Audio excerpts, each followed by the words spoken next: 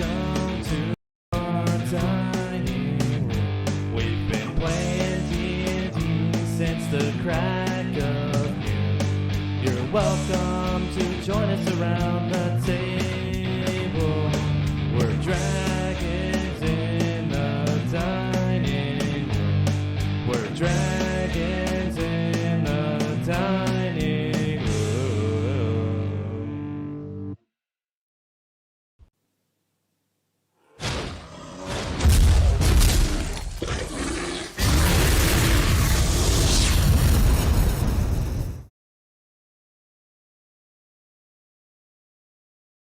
Go.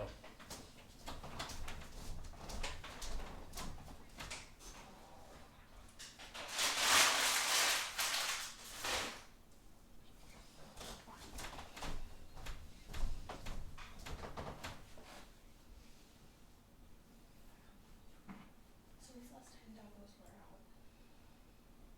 About 3 hours ago?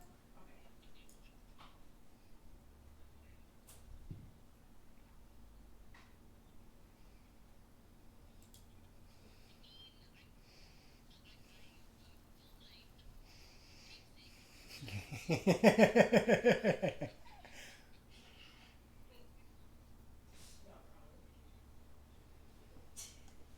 Hooray for illness.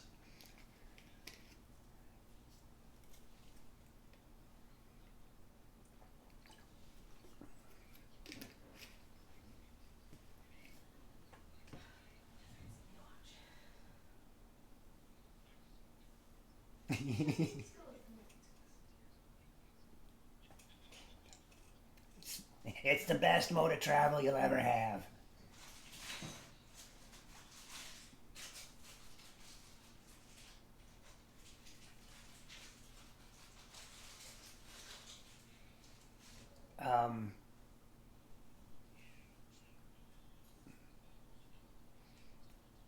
All I know is he's a trickster of some sorts.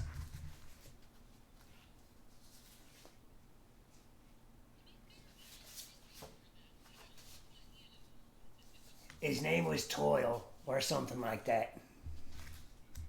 There we go.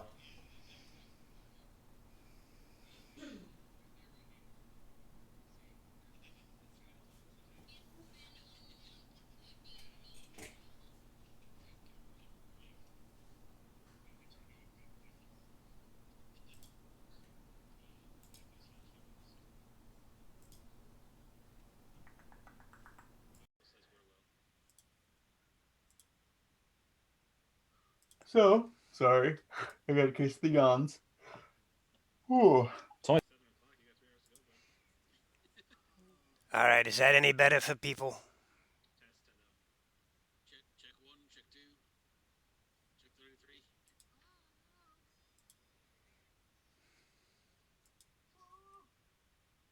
There's a delay, you have to give him a minute. This is true. Good evening. Alright, that should be much better. Okay. So, arriving on the city-state, they encountered a performance of sorts going on in the middle section of town. And with the help of Tyr, this performance got them into the upper states to where they can get into Toilmere because, unfortunately, he is not seeing people without, well, let's just say, Messenger. messengers, which are a royal pain in the butt. It's bureaucracy. Paperwork Sounds like a royal pain in the butt. Yay. Considering he sent back the messenger all beat up and stuff. Jerk. Oh, that poor little fairy. Or fae, I should say. Once they have figured out that, oh, okay, we can't exactly do this, they decided to go back to the performer and say, hey, we heard you needed help with that theater. And all 4 of them starred in a play that I didn't give a name. I blew up. Oh, let the players name it. What was that play called? I blew up. I thought you said it Torlock. was like the legend of whatever Torlock's name was. I believe it was Death of a Salesman. He did that. No, like, Belgar was what his what. it was like the tears of Belgar. That's what it was. There you go. All right, that's what they shall I we like the call that. spin-off header, Tears of Tear. Wait a minute. And through this miraculous and amazing I did not performance, sign which up they for got a part 2. That's through how. this amazing performance, we left our heroes off at the end of the performance, in which the main star actor, anyone remember his name? Nope. Oh, I'm only worried about Toilmere. yes. He happens to come up to you guys after the performance and giving you a rousing speech of how that was amazing and everything was perfect, and he goes, so we like to do this play once a week. We would love to have you back. Oh, there's a very good possibility we might be indisposed. Ah, you can actually see quite a bit of a sad face hitting him up. Oh. But you have the basic principle of what transpired. I'm sure you can find replacements for us if need be. Yes? Much better quality actors than at least I. And he was like, "No, my friend, you were the star. You showed everyone what a true actor is about."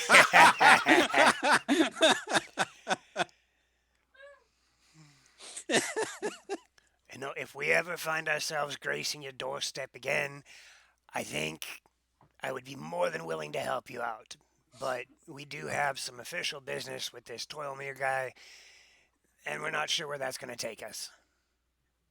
And he nods and he goes, "Well, on that, I can actually help you."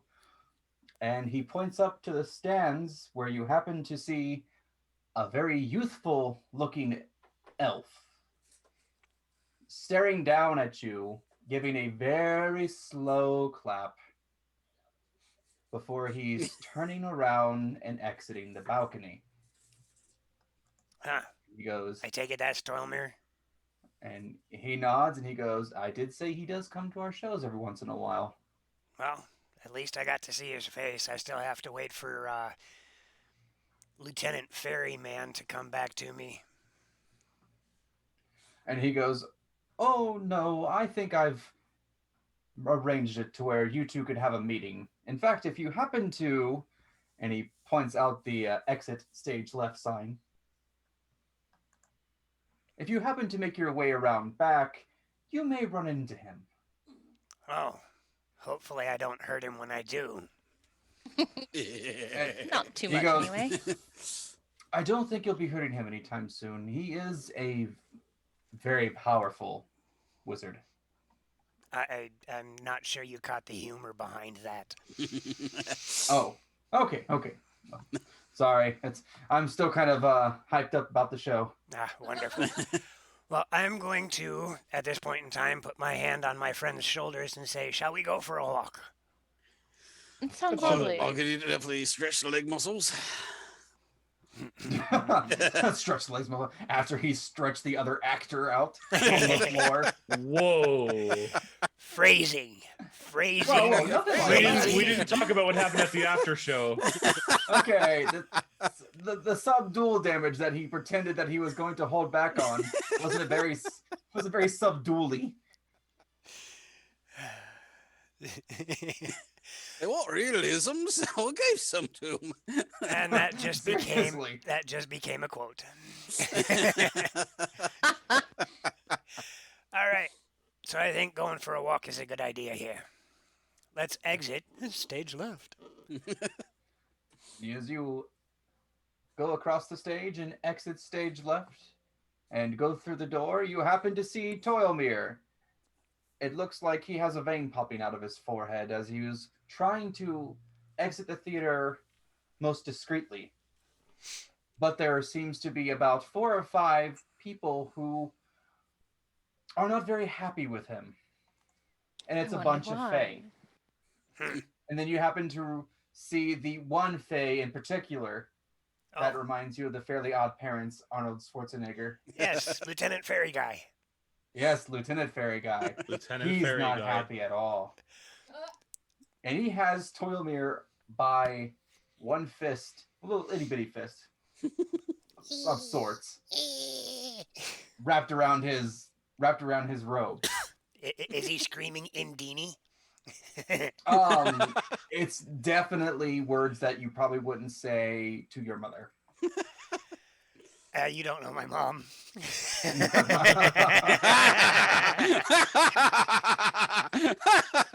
Tears mom or your mom? That's my Sorry, point. Tears Mom probably worse. Which one? I'd like to clarify which one we're talking about. Oh my god. I could only imagine Tears Mom being like Marge's sisters. Oh God, that'd be awesome. I think approaching Toilmere. Hey, Jaded. Hey, Good to see Jaded. ya. Janet. I think approaching Toilmere from behind and just kind of listening in on the conversation would be a lot more fun right now. Oh, and it's 4 little fae absolutely throwing tantrums and fits about Toilmere's treatment of the fae that you sent to go see him. Mhm. And it's mostly rabble, rabble, rabble, rabble, rabble, rabble, rabble, rabble, rabble. And then you have the Lieutenant Fairy, as we'll call him now, Lieutenant Faye. You know what? His name is Dan from now on. Damn. Oh Lord. Lieutenant Need Dan. to go there, really? Lieutenant Yes. Dan. Does he need new legs? No. I mean, he's a much larger than most fae. So, while he is still kind of tiny, he's not much tinier. Lieutenant Dan Faye, is like he's got Toymir by his robe, and Toymir is just like he just wants to incinerate these things, but for some reason he's not. And there is talk of reparations that need to be made to the Fae who got beat up, pretty much. And Toylmere chimes in and he grabs the Fae's arm, looks right at him, and he goes, "If you want this limb to be disassembled from your body, you need to take it off my robe." Is that how all royalty treats their subjects here, or are you just one of a kind? And Toylmere does the one finger point at you, and he goes, "I'll deal with you later." No, you'll deal with me now. I'm here. And he looks at you and he goes, "Is that a threat?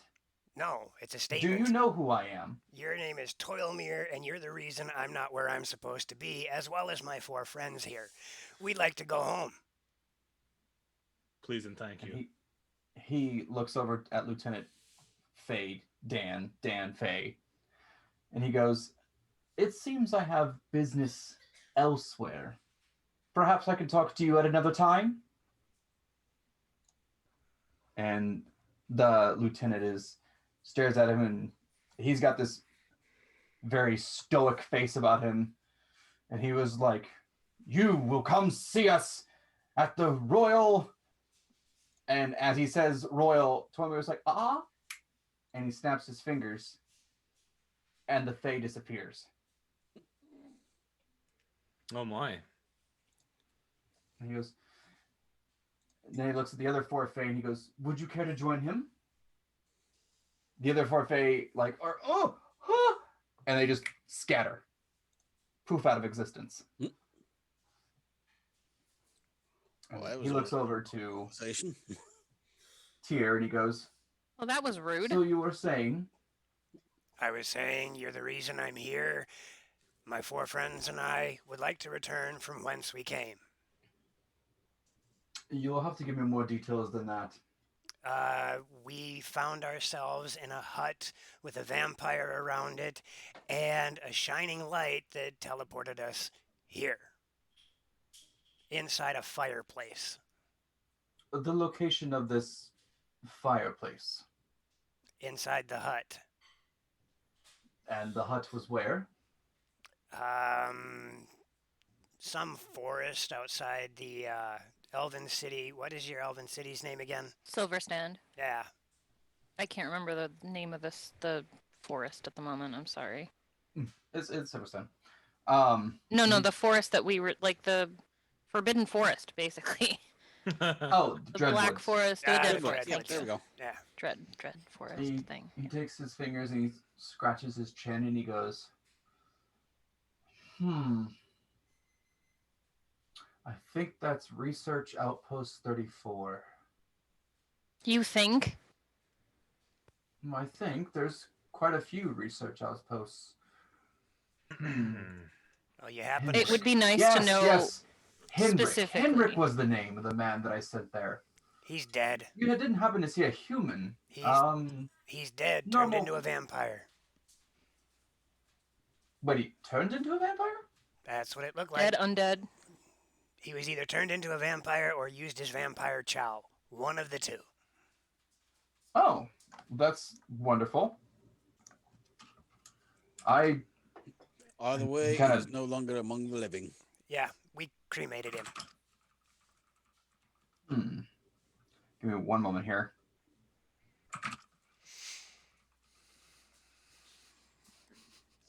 See, Yeah, you so know if you where I can was just- going, Axel. If you can describe what he looked like, but I'm sure that was probably the vampire that we disposed of. It might have been the body that we burned. It's one of the two. True. The human that I'm describing is a man, normal features, very standard.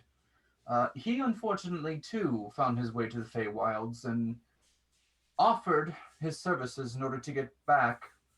Though it's strange, he was in a city of what's the name of that city? Saltmarsh.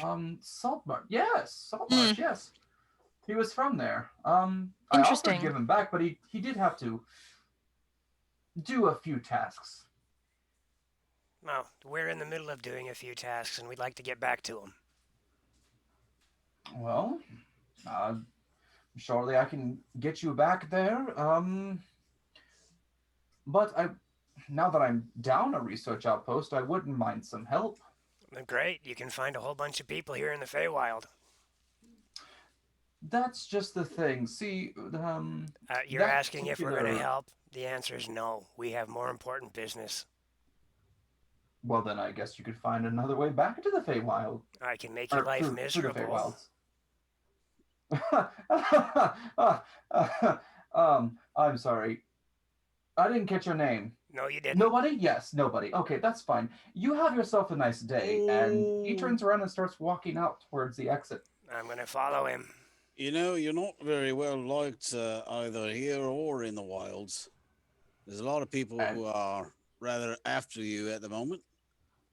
He kind of scuffs and he's just like, oh, you can get in line. I'm going to start screaming at the top of my lungs. This man abducted me against my will.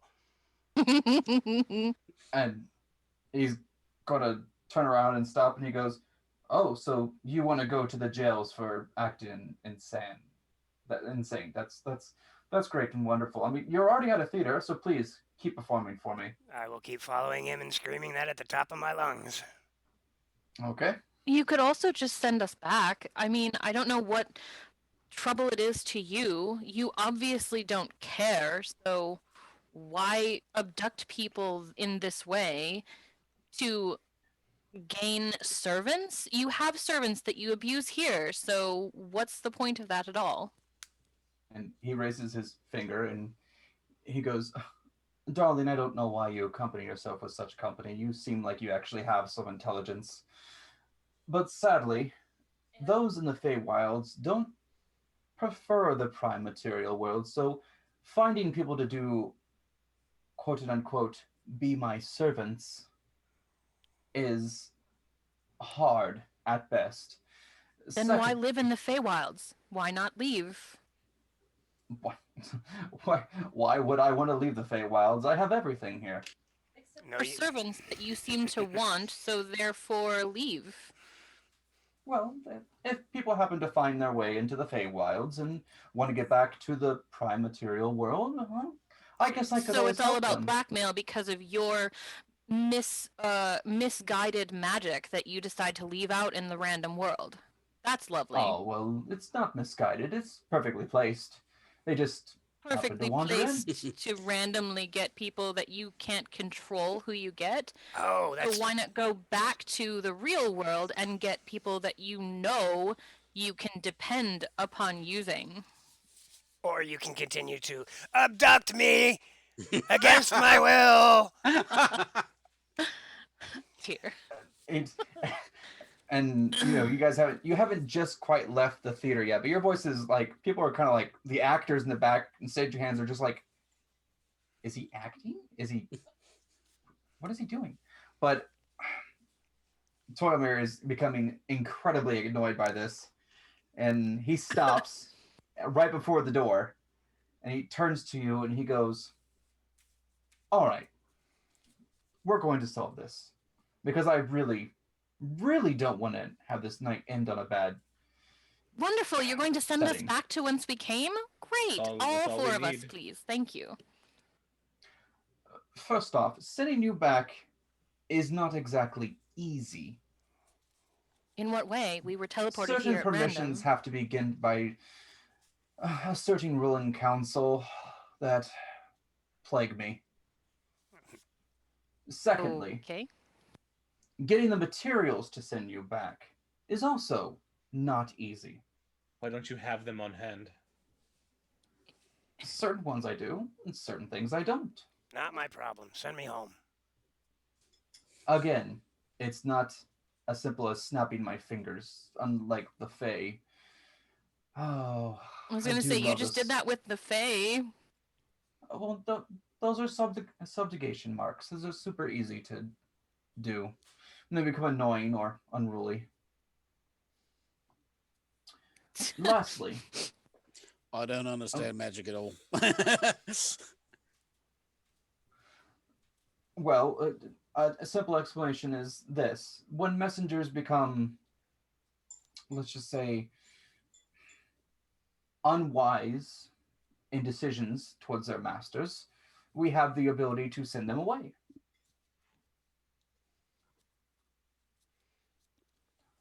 Whatever. Way What to are yours? where? You, What you, does that mean? you abuse people at your Well- whim. Send us home, please. Ugh. You're annoying me so much. I told you I would. I mean, Okay, it's just a simple task of sending us back to whence we came because of your magic. That's not too much to ask. okay. Well, To do you fix happen something to that you have did. about? Do you happen to have about 8 elven wood? 8 elven what? What kind of unit is wood? Like a tree, a log, a scrap? Is that It's wait? a Is that special the? type of wood in which I would have to use in order to send you back, I look which around. Are there isn't trees? exactly easy to procure. You took us from a place that we could get that. If you send us back there, then we could get that for you. No, you don't understand, darling. The elven wood is here in the Fey Wilds, but it is a royal pain to get at Oh, the is that- moment. That doesn't seem like our problem. You're the one who did this. You If abducted you me want to against be my sent- will. If you want to be sent back, you will need to get that material No, for me. you will. You're sending us home.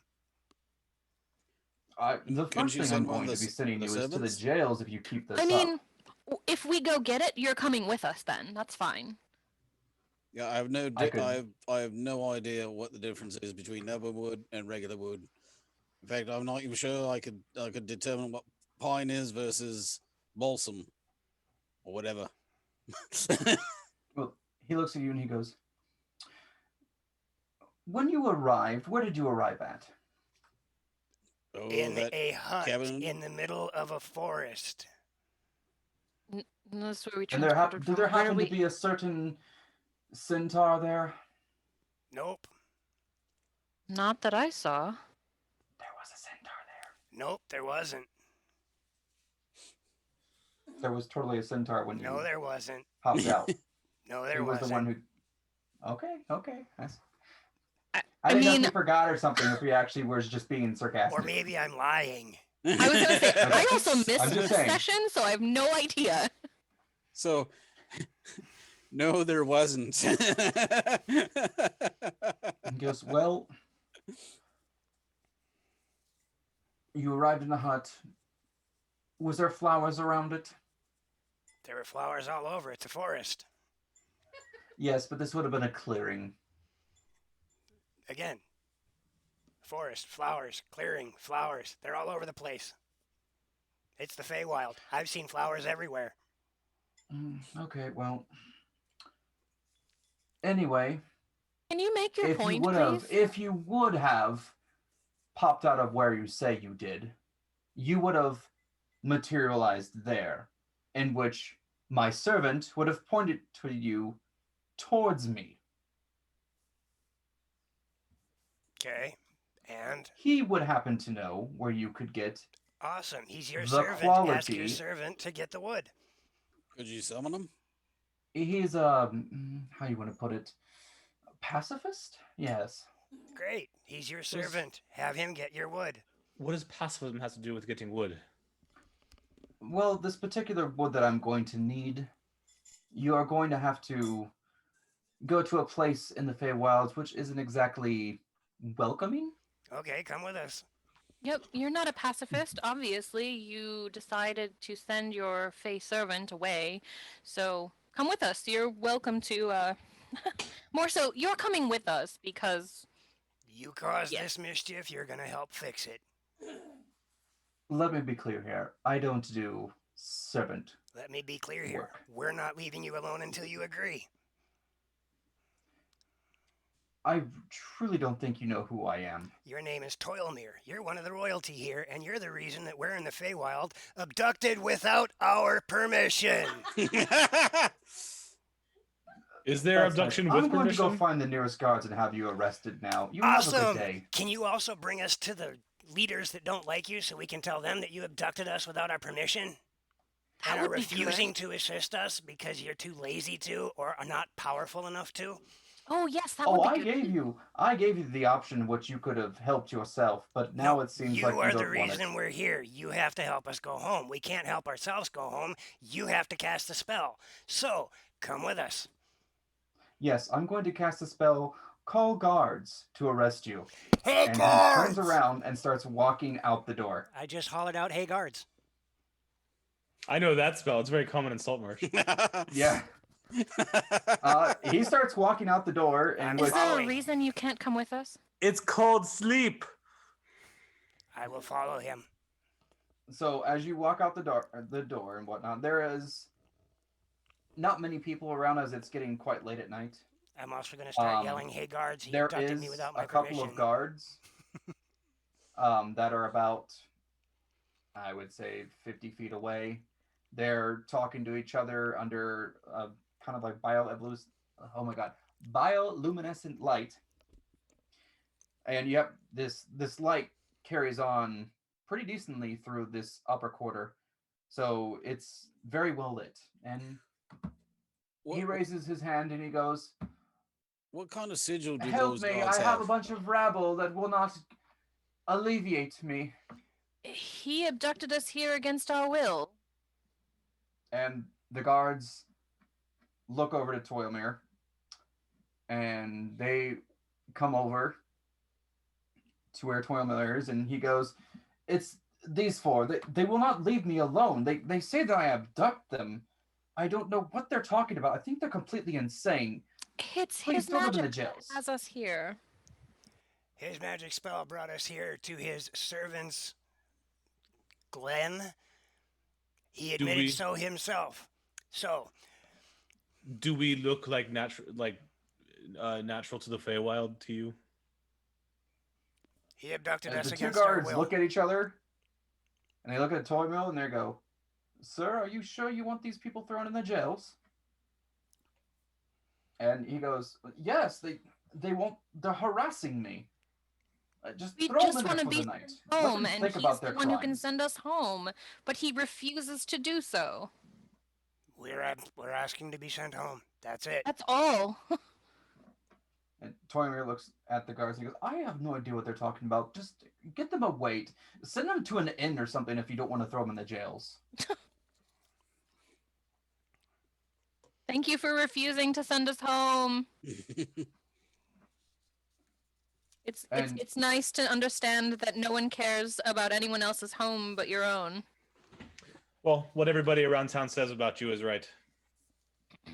And the two guards look at each other and they go, unfortunately, we're under orders now. You can either disperse and go back to the inn, or you can be escorted to the jails. Can you escort us someplace else? And where would that be? To the leader of these Fae. It's late at night. They will not be in council. That's fine. Also, I'm not asking to be in council. We I'm truly do asking not know who you are, and you would have to send a messenger in order to be... I sent a messenger once before, and it got blown up by this guy. Mm-hmm. And the two guards look at Toylmere, and Toylmere goes, I have not the slightest inkling they are talking about. Can you call the Lieutenant Dan of the Ferry, of the Fae? The two guards look at each other and go, well, if you're looking for messaging services... No. I'm it's asking over you to there, call but... him to verify my claim. Well, yes, he would be over in messenger services. But unfortunately, we're now under orders to escort you back to an end of the jails. You can choose. Come quietly or disperse. If I go to the jails, would I be able to talk to somebody of power with more authority than Toylmere? You could speak to the Judicar in the morning. Oh, fantastic. I'm going to jail. All right.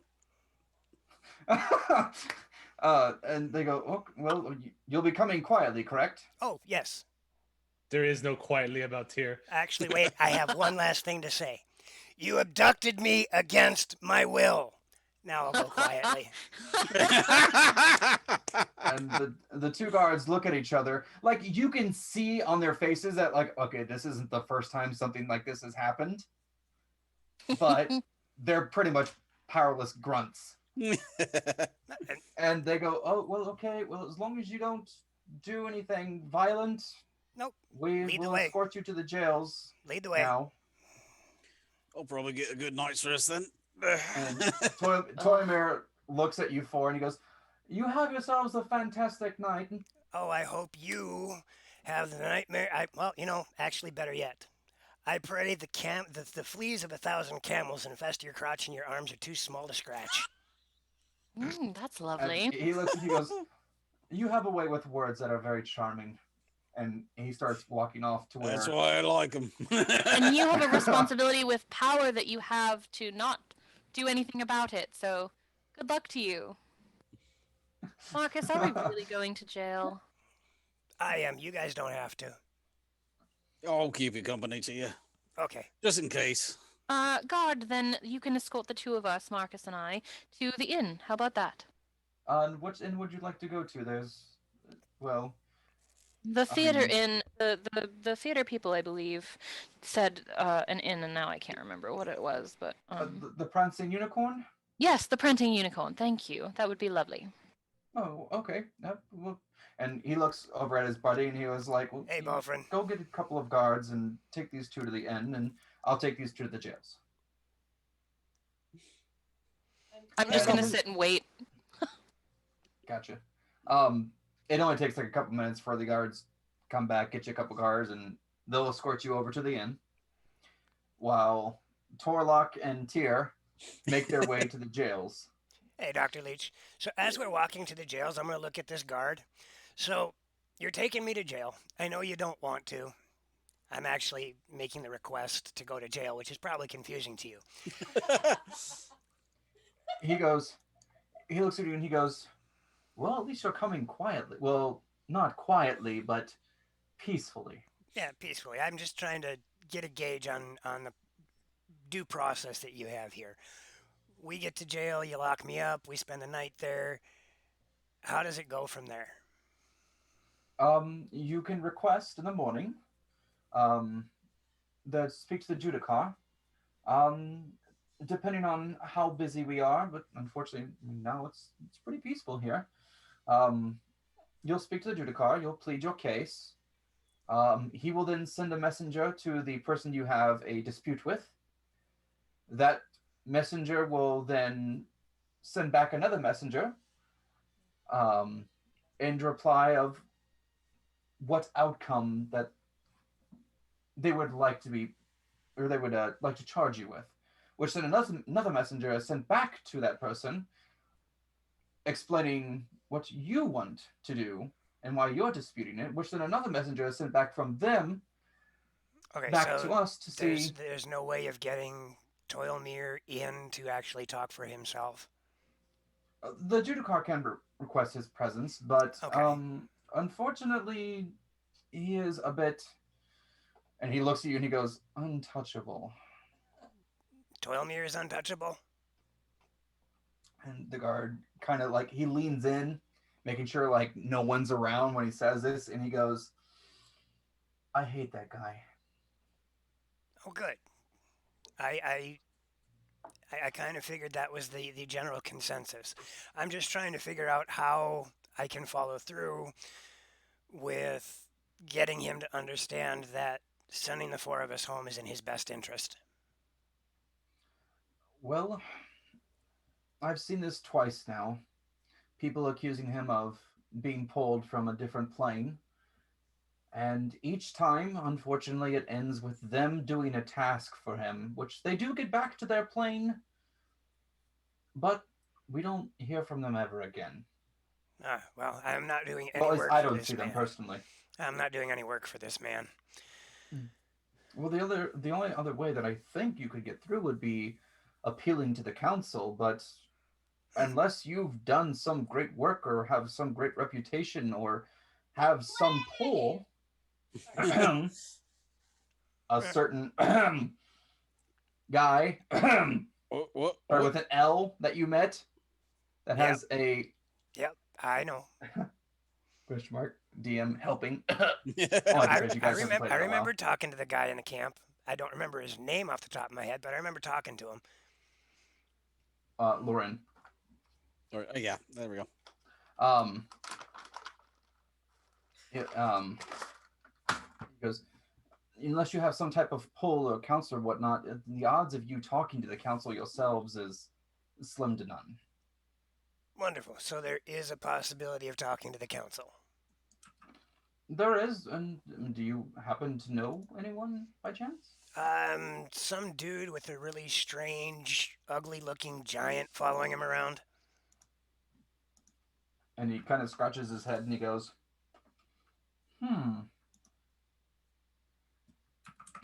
Well, I assume you mean a Flor. Oh my I have God, no idea Fomorian. I have no idea what it's called, but his name was Lion or something. Lauren? Hey, yeah, that's the name. Ah. And he scratches his head and he goes, do you really want to go to jail? I want to talk to the council. Well, we could make a quick stop over at Prince Lauren's estate. Lord Lauren Estates, not Prince. If that can expedite this situation, I would be all for it. He nods at you and he goes, again, I really hate that guy. I appreciate you explaining the due process of this land.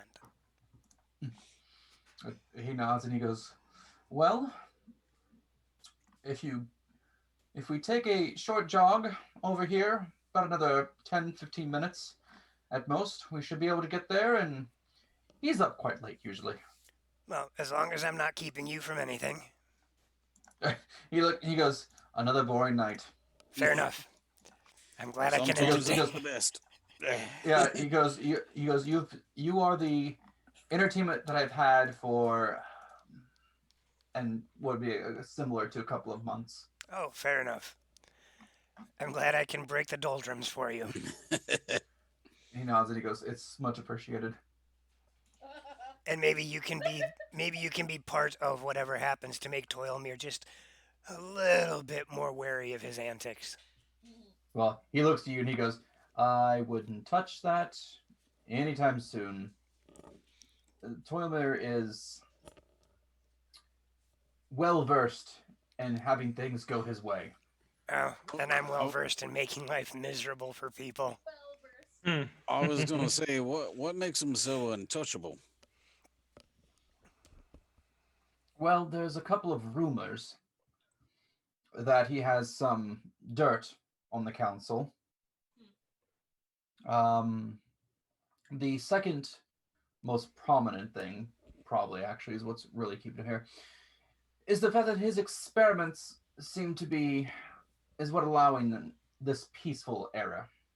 Ah, Hmm. well, I seem to be making it His less peaceful, so constant hopefully. quote unquote research, as well as his expeditions and knowledge of a realm that we're having troubles with, the Shadowfell, Hmm. is allowing us to have, well, I mean, as you can see, we're not under attack, and there doesn't seem to be any, well, he kind of looks around again, just dodgy kind of things, and he goes, and lastly, he's making sure hardcore, like no one's around, and he goes, there's a rumor in which he is having an affair with someone on the council. Ah, Someone of very high power. gotcha. Interesting. But that's just gossip. Yep. And I don't know anything about gossip. I'm not from here. Yep. So We're from out of town, you might say. yeah. So it'll be about another 10 minutes of just general conversation and whatnot with him. Mm-hmm. And we will switch it over to our two who have arrived at the inn, escorted by the guards. This place is pretty lively. Oh. And once you get to the doors and through them, you realize that the tavern has pretty much been overtaken by patrons who are at the theater and God. the actors and performers themselves. Oh god. I'm going to thank before the guards leave. I'm going to thank the guards. Like, thank you so much for kindly escorting us to our inn. Oh, And God. those dumb And idiots the two guards yeah. look at you and they go, "Oh, we'll be off our shift in about 15 minutes, so we'll be joining you here." Oh, lovely, wonderful. I wonder if And it's the- like one of the Rocky guards- Nights. Those idiots chose jail. And one of the guards looks right at you and he goes, "Oh my god, your performance was so good and so convincing. I just wanna you're gonna keep that part, right? You're just Thank you so much. I'm your biggest fan." Thank you, Biggest lovely. fan. We'll be going now. You've seen Okay, you one... have a nice night. Good You now have night. a I'll be stalker. back to see you. Good night. He looks over to the other guy and he goes, "I'm gonna get her autograph." Oh. Oh, sorry. It's okay. You get one.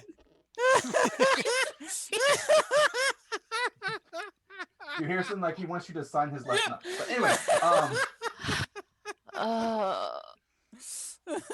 The silver flame needs to save me now, please.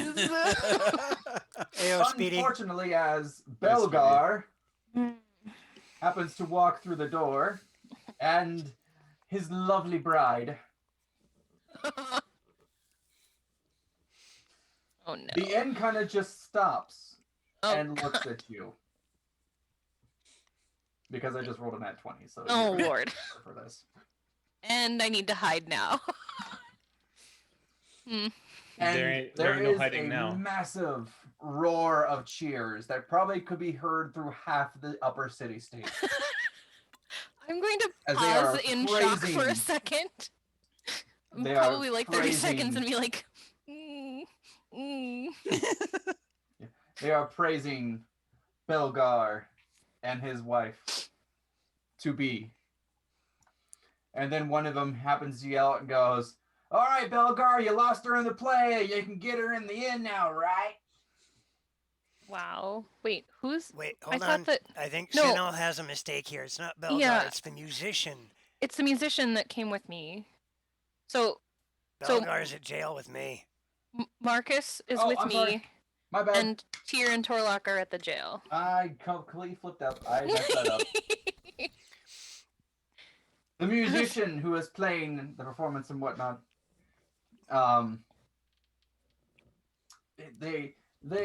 well, unfortunately, you were kind of off the stage, Yeah, but they you wouldn't did have have the known. war drums thing going on.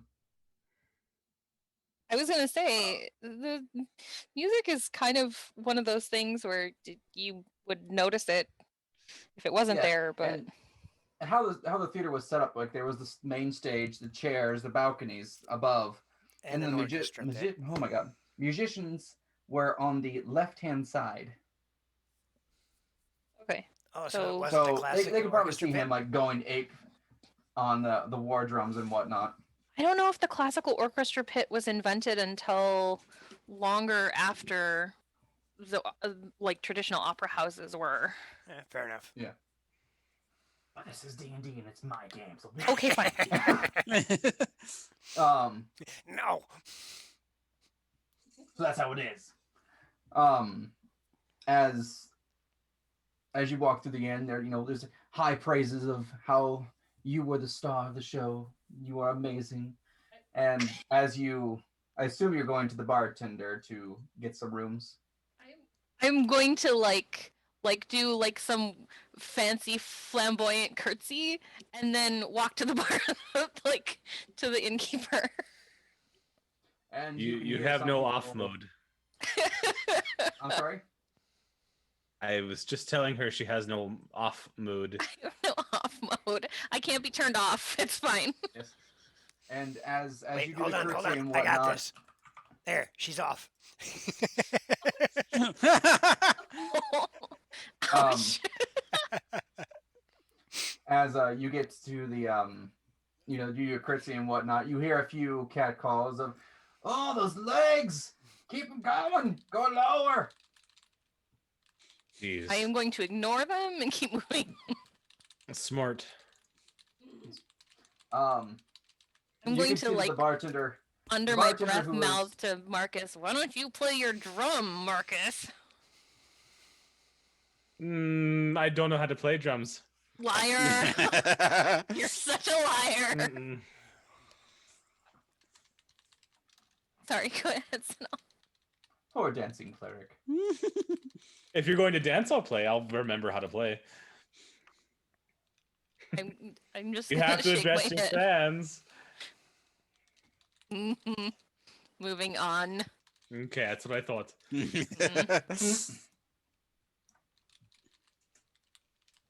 All right. So, as you guys can get to the bar,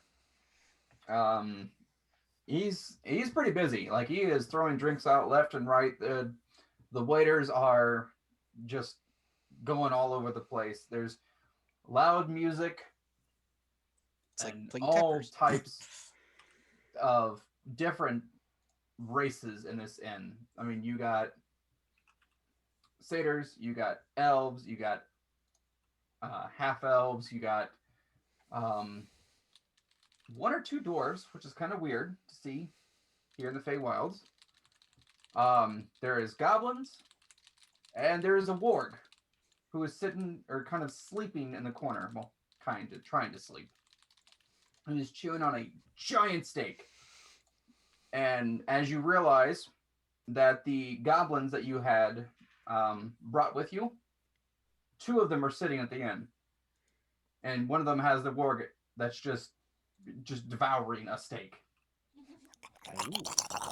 And you hear one of them go, "I'm with them. Yeah, those guys. It's a roadie. They're fun. You Oh just my seen the way we got here." Quick, kick the roadie out. Oh. I'm going to see if a moment of time where the innkeeper the person at the bar is like has a breath of, hey, can we get rooms for the night, please? Type of moment. So And this slender-looking elf lady, probably mid-age. So 250. Yeah, 250, 300, 400. So, like could be my mom. Got it. Yes, she kind of slides over and she goes, yes, speak your mind. We'd like a couple of rooms for the night, please. And she looks at you and she goes, I assume there was a reservation? Because this place is booked solid usually. Well, we thought that since we were in the show, you would have a couple of rooms. Oh, okay. Yes. We have rooms for the show. Oh, suddenly unbooked. Yeah, she turns around real quick, grabs this giant ledger, slams it down in front of you, opens it up, and she goes, okay, we have 2 rooms left for the actors of the play. Perfect. One has 1 bed, one has 2 beds. Perfect. We'll We'll take, take both. both. Rooms. As in, you'll take both rooms? Yes. Yes, please. Then you'll be booked up. She goes, We "Well, have I two- assume the we have gentleman's two gonna be others." in the Yes, 2-bedroom. we have more people coming. We have 2 others that would be joining us in the rooms if possible. So, is there a okay. cot that we could throw in the one with 1 bed in it, or is that not a possibility? We are fresh out of cots. However, we do have some type of linens we can throw on the floor. That's all Do you Make have it a little bit hay? more comfortable. Hay and linen, yes. would that work? I think that will work. I'll be the little spoon. So yes, we would like to set this up. That'd be great. Thank you. Okay. And she hands you. She dips a quill in some ink and she hands it to you and goes, well, write your names in whatever rooms you like, and I'll get you the keys. Thank you very much. And I'm scrawl my name in the room with 1 bed so right now, and then I'll hand the quill over to Marcus. She goes running off to give a couple more drinks and give you some time to sign the books and whatnot. Ariel, you feel a tug on your. I assume you're in traveler's clothes. You didn't like re-put your armor back on after the. Yeah, no, I'm in probably a hooded cloak and whatnot. Yeah. Yeah, you feel a tug on your cloak, and you look over to your right hand side and you see one of the goblins that was with you. And he looks up at you and he goes, "Hey, Hello. you're cute." Oh, I think You're adorable, but I'm a little aged for you. You're about as smooth as sandpaper there, Skippy. But I'm going to like pat him on the head. Like, you're cute. And he kind of does like the thing where if you pet a kitten, they just kind of pull their head back and they're just like, ah. And he looks at you and he goes, "You want to show a goblin a good time?" Whoa! No, thank you. I'm sure you're having a good enough time on your own just now. And he turns around very stumbly and he goes, "Nope, she's not into guys."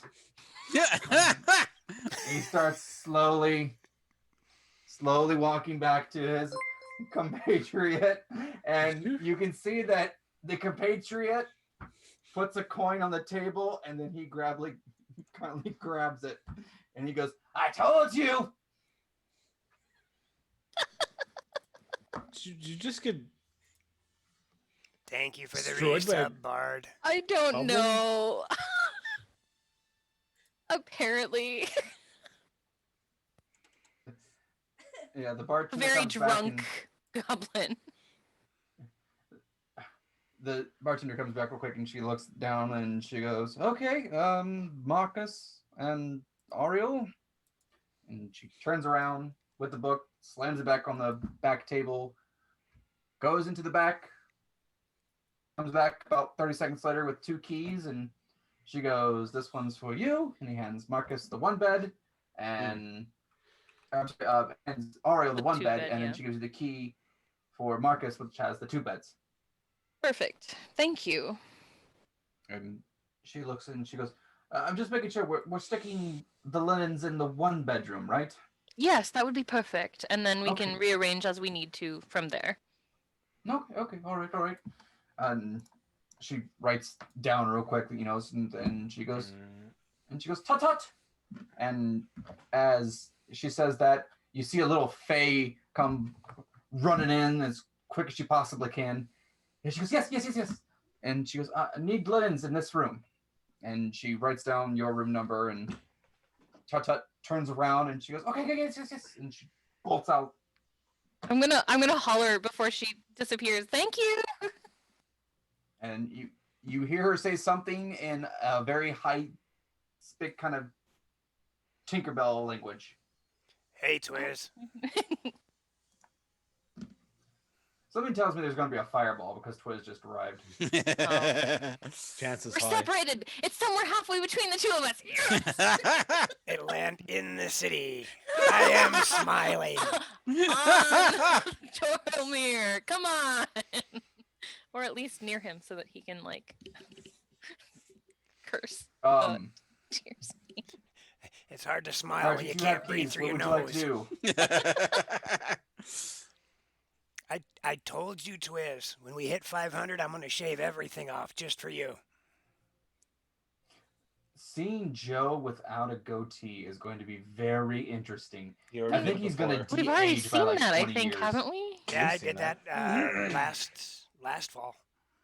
Yeah. I don't remember. But if you see here, 500 subs, not only will I have no facial hair, but I will have no hair.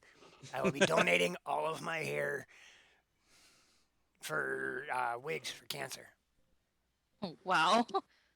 But very, very noble cause. There you go. And then I'm going to do a hula dance Oh. with the coconut bro and everything. Also for cancer. Yes, also for cancer. I'm not sure if it's Locks of Love or there's a couple of them out there, Bowfrin. I'm not sure which one I'll be going with. That's the one I donated my hair to when I grew it out for a year. I was gonna say, I think some of them depend, like Locks of Love and some others might depend, they might have specific regulations of Yep, how and you I- can donate, and and there are I've- others that don't. I've been looking into it slowly just to see what the requirements are. So anyway, back to the game. What would you two like to do? You received your room keys. Shall we have a couple of drinks down here at the bar, Marcus, and then we can, or You do said you the want to magic put our words. stuff away? Would you like to put our stuff away in the rooms first, or what would you like to do? Almost cartoonishly, I'll run up the stairs or whatever to the room to just throw in the room, lock the door, and come back down. You said drinks. All right, fine. That's the highest motivator of Marcus. That is true. I mean, I don't even know if they take our currency here. We'll start a tab. Oh, that's right. We'll start a tab in Tyr's name. Wait, what? Perfect. You technically didn't. No, Tyr was the one who got all the currency, correct? Yep. That's fine. We'll start a tab for Tyr's name. Perfect. The bartender fact- comes back and We go to the bar to order the first round. okay, the bartender gets to you and she goes, yes, was the room not to your liking? Was did something go on? They're perfect. Could we put a couple of drinks on our rooms as a tab? Is that all right? Oh yes, yeah, that's fine. The actors are well known for paying their towels. What would you like? What do you Marcus, got? you first, please. What do you got? Well, and she looks at you and she goes, well, you seem a bit of a you what? can handle your alcohol. A barfly, a bar drunk, a commoner.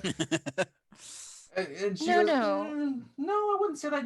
You seem like you can handle it. So, You're well I learned recommend in the this. way of alcohol. yes. So she runs over and she grabs this bottle and it's silver with a very thick cork on it. Does it have a strand in it? And grabs it and hands it over to you. And she goes, now, do you want the bottle or do you want a pint. Give me a shot first so I can taste it. Okay. And she pops the cork, and as soon as she pops this cork, there's this aroma that hits you that just smells Ah, and just says, I am going to get you so drunk. All right, so before I continue for your tab, you write this name down. You ready? My name is Tyr Scadwell. Sorry, Tyr Scadwell is the one who will be paying for our arrangements. Yeah. Yes. Oh, and He'll she be goes, arriving later. Yes. Mm-hmm. Oh, okay. And she You know what? I grabs it will from- take the bottle. And she goes, okay.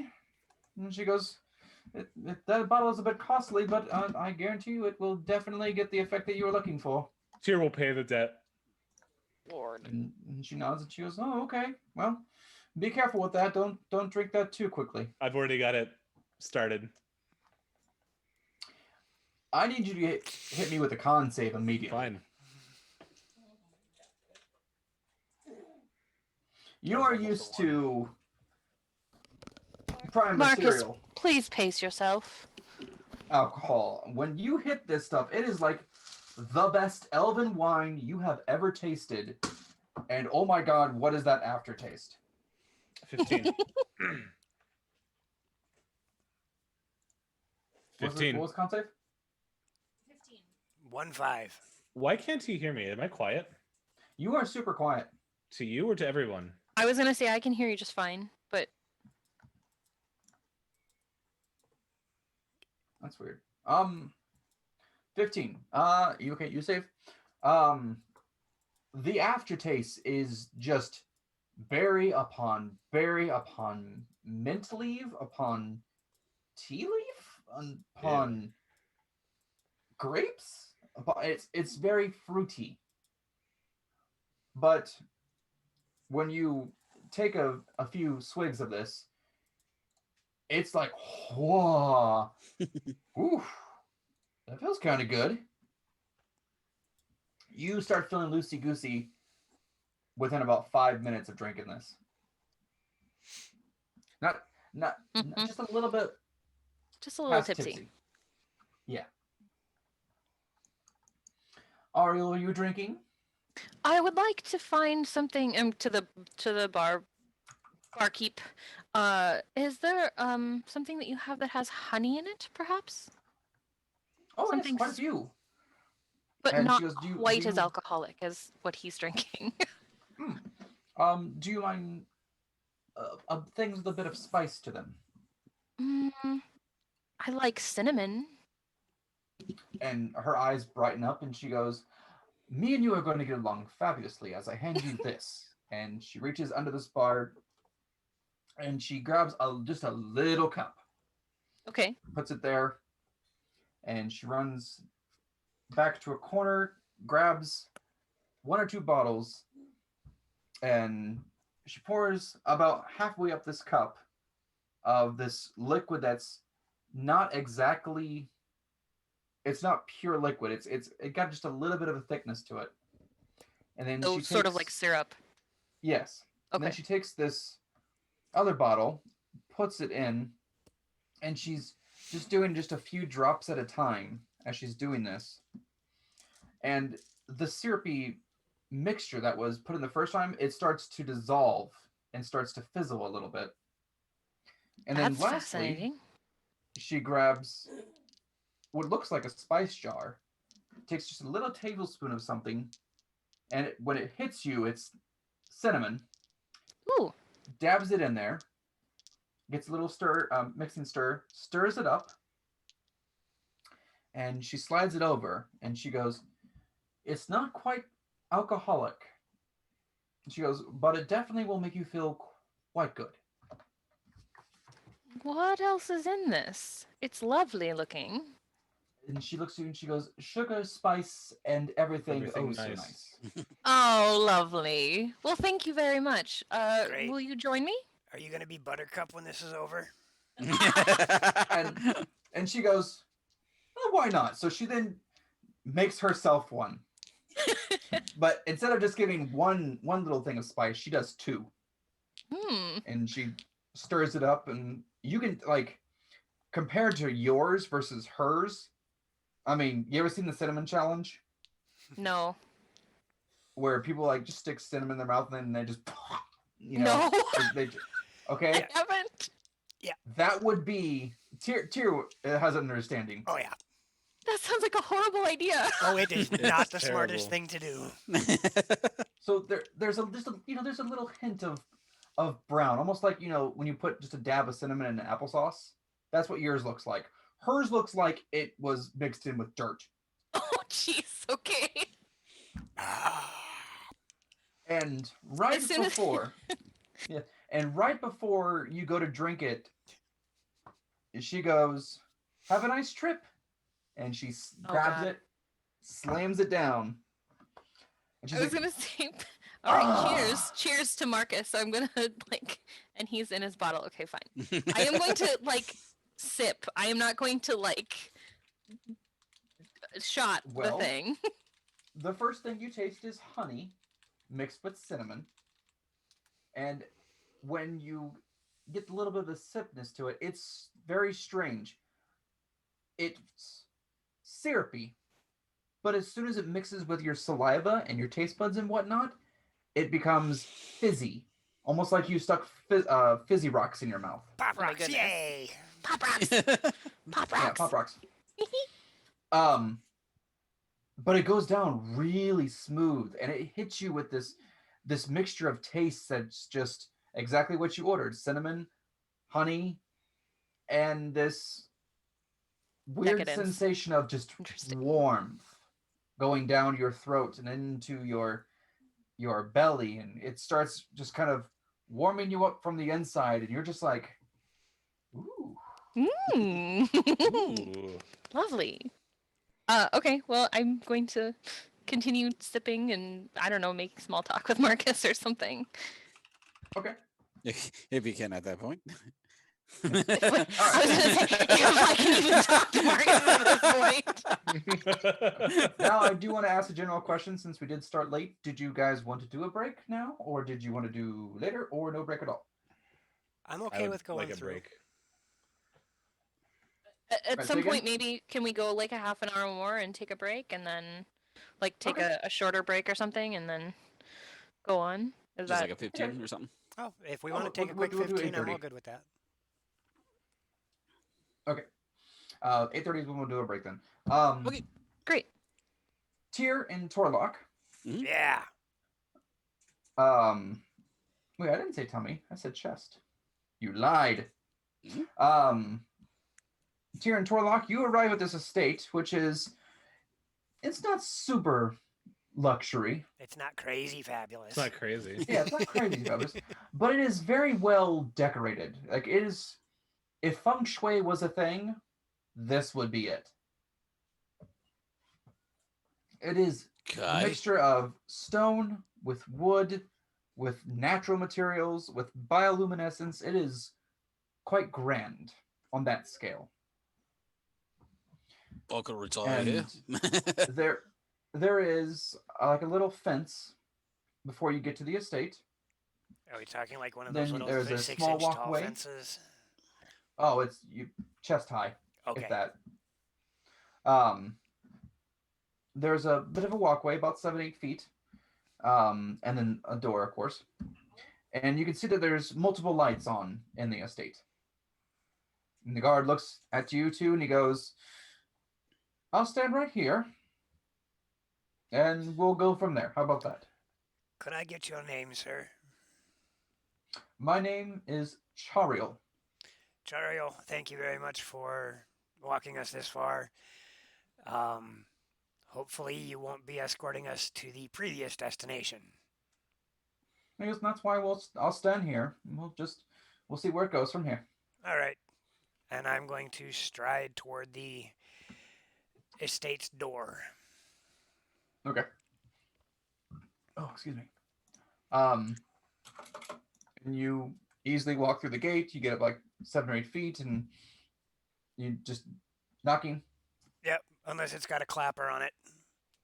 No, there's no clapper. And then the door handle is kind of fancy looking. It's an embroidered kind of dragon design that's coiling around. Tap, And it's tap, got like a tap, little tap, bit of a tap, thumb tap, stumper, so you just press down on it and you walk through. I'm going to cast Shatter on the front door to get everybody's attention. Yeah. Oh Here we go. Wait. Hi. Just knock on the door. It takes about 10, 15 seconds before Funny tear. an elderly man who looks like he is in butler attire looks at you and he goes, "Yes, how can I help you?" We were hoping to have an audience with the master of the house. And he goes, "Did you by chance have an appointment, or could I get your names, please?" Unfortunately, no appointments. My name would be Tyr Scadwell. This would be my friend Torlock. We have a desire to discuss with him an issue with Toilmere. And the butler looks at you and he seems very, very professional. He nods and he goes, "Just a moment.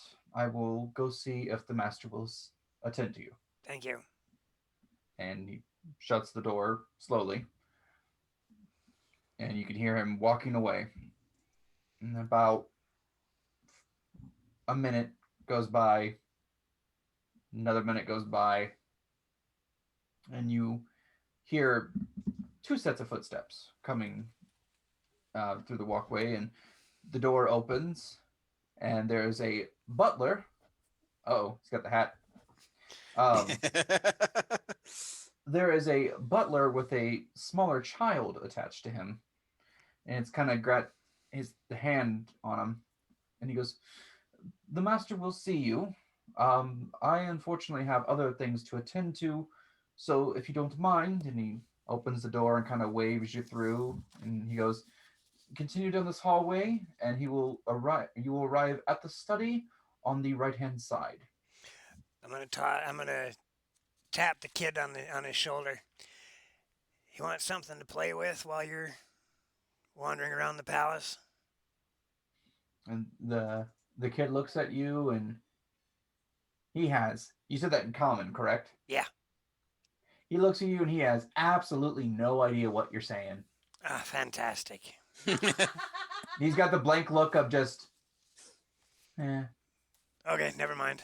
You're speaking a fun language. I don't know what you're saying. You foreign person.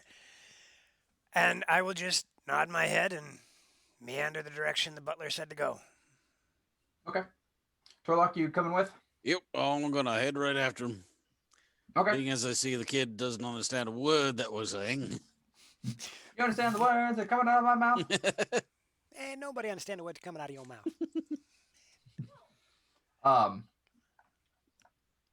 So as you get down this hallway, you pass a few rooms. On the right-hand side, immediately, it looks like a living room. Hey, where's Dad? It has a table set in the middle, and there's two other children that are playing in there. One of them looks a bit distraught, as it looks like she has a torn doll in her hand. Oh. I would like to approach the young lady. Okay. And she looks at you, and you being Tyr. Yep. She looks up at you, and she's kind of got like a frightened look on her face, like, stranger danger. I'm going to put my hand out on her doll and cast Mending. Aw. And where the arm and leg of this doll was, you grab the doll from her, and Nope, I'm not going to grab she the almost doll. looks like she's about to I cry. am not going to grab the doll. I'm going to reach out and touch the doll. Okay. You see this doll, and you see the two pieces that are ripped apart. Yep. I'm just going to, slowly grab her hands and do this number so they're touching, and then put my hand on the doll and cast Mending. Okay. The arm kind of finds its way back into place when the torn limb had been torn off, and the leg is slowly coming together, and she's like, "Oh," and she starts speaking to you in Elven. I will pat her on the head, turn around, and head where I was going. And she kind of looks like Torlock. You see that like she says this, and you're just like, she looks at you, like, like kind of like. I'm sorry, I have no idea what you're saying. You're cute though, but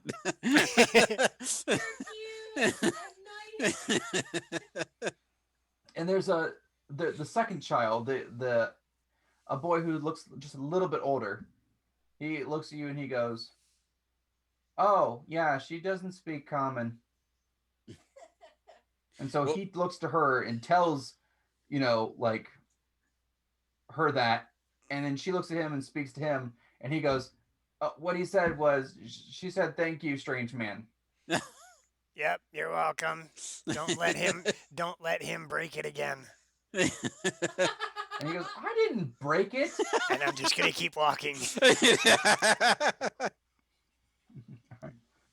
And so the butler is like looking at you as you come out of the living room, and he was like, "It's down the hall to the right." I had to fix a broken doll.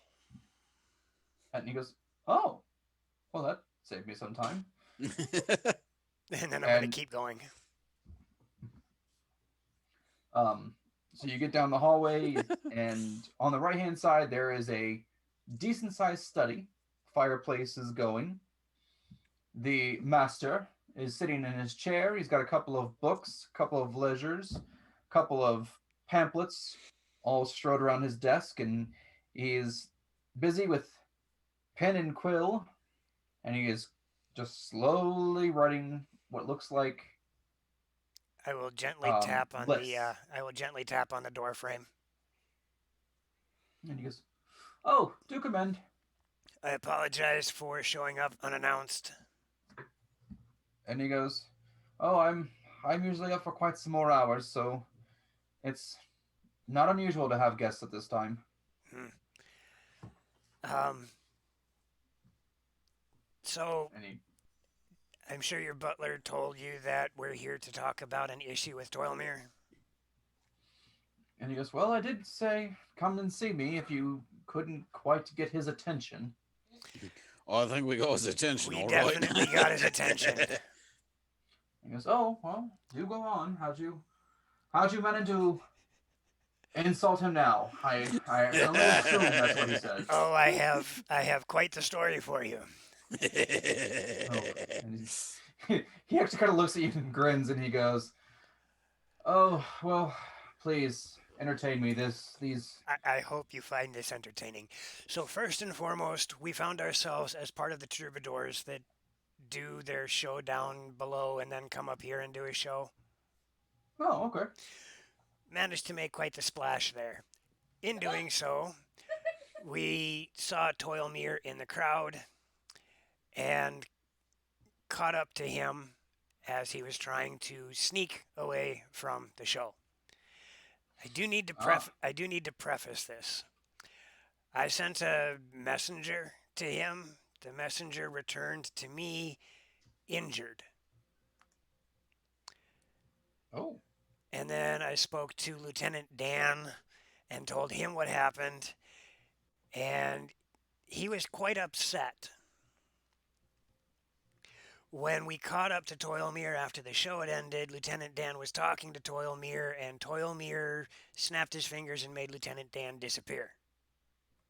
Oh, he used the subjugation mark on him.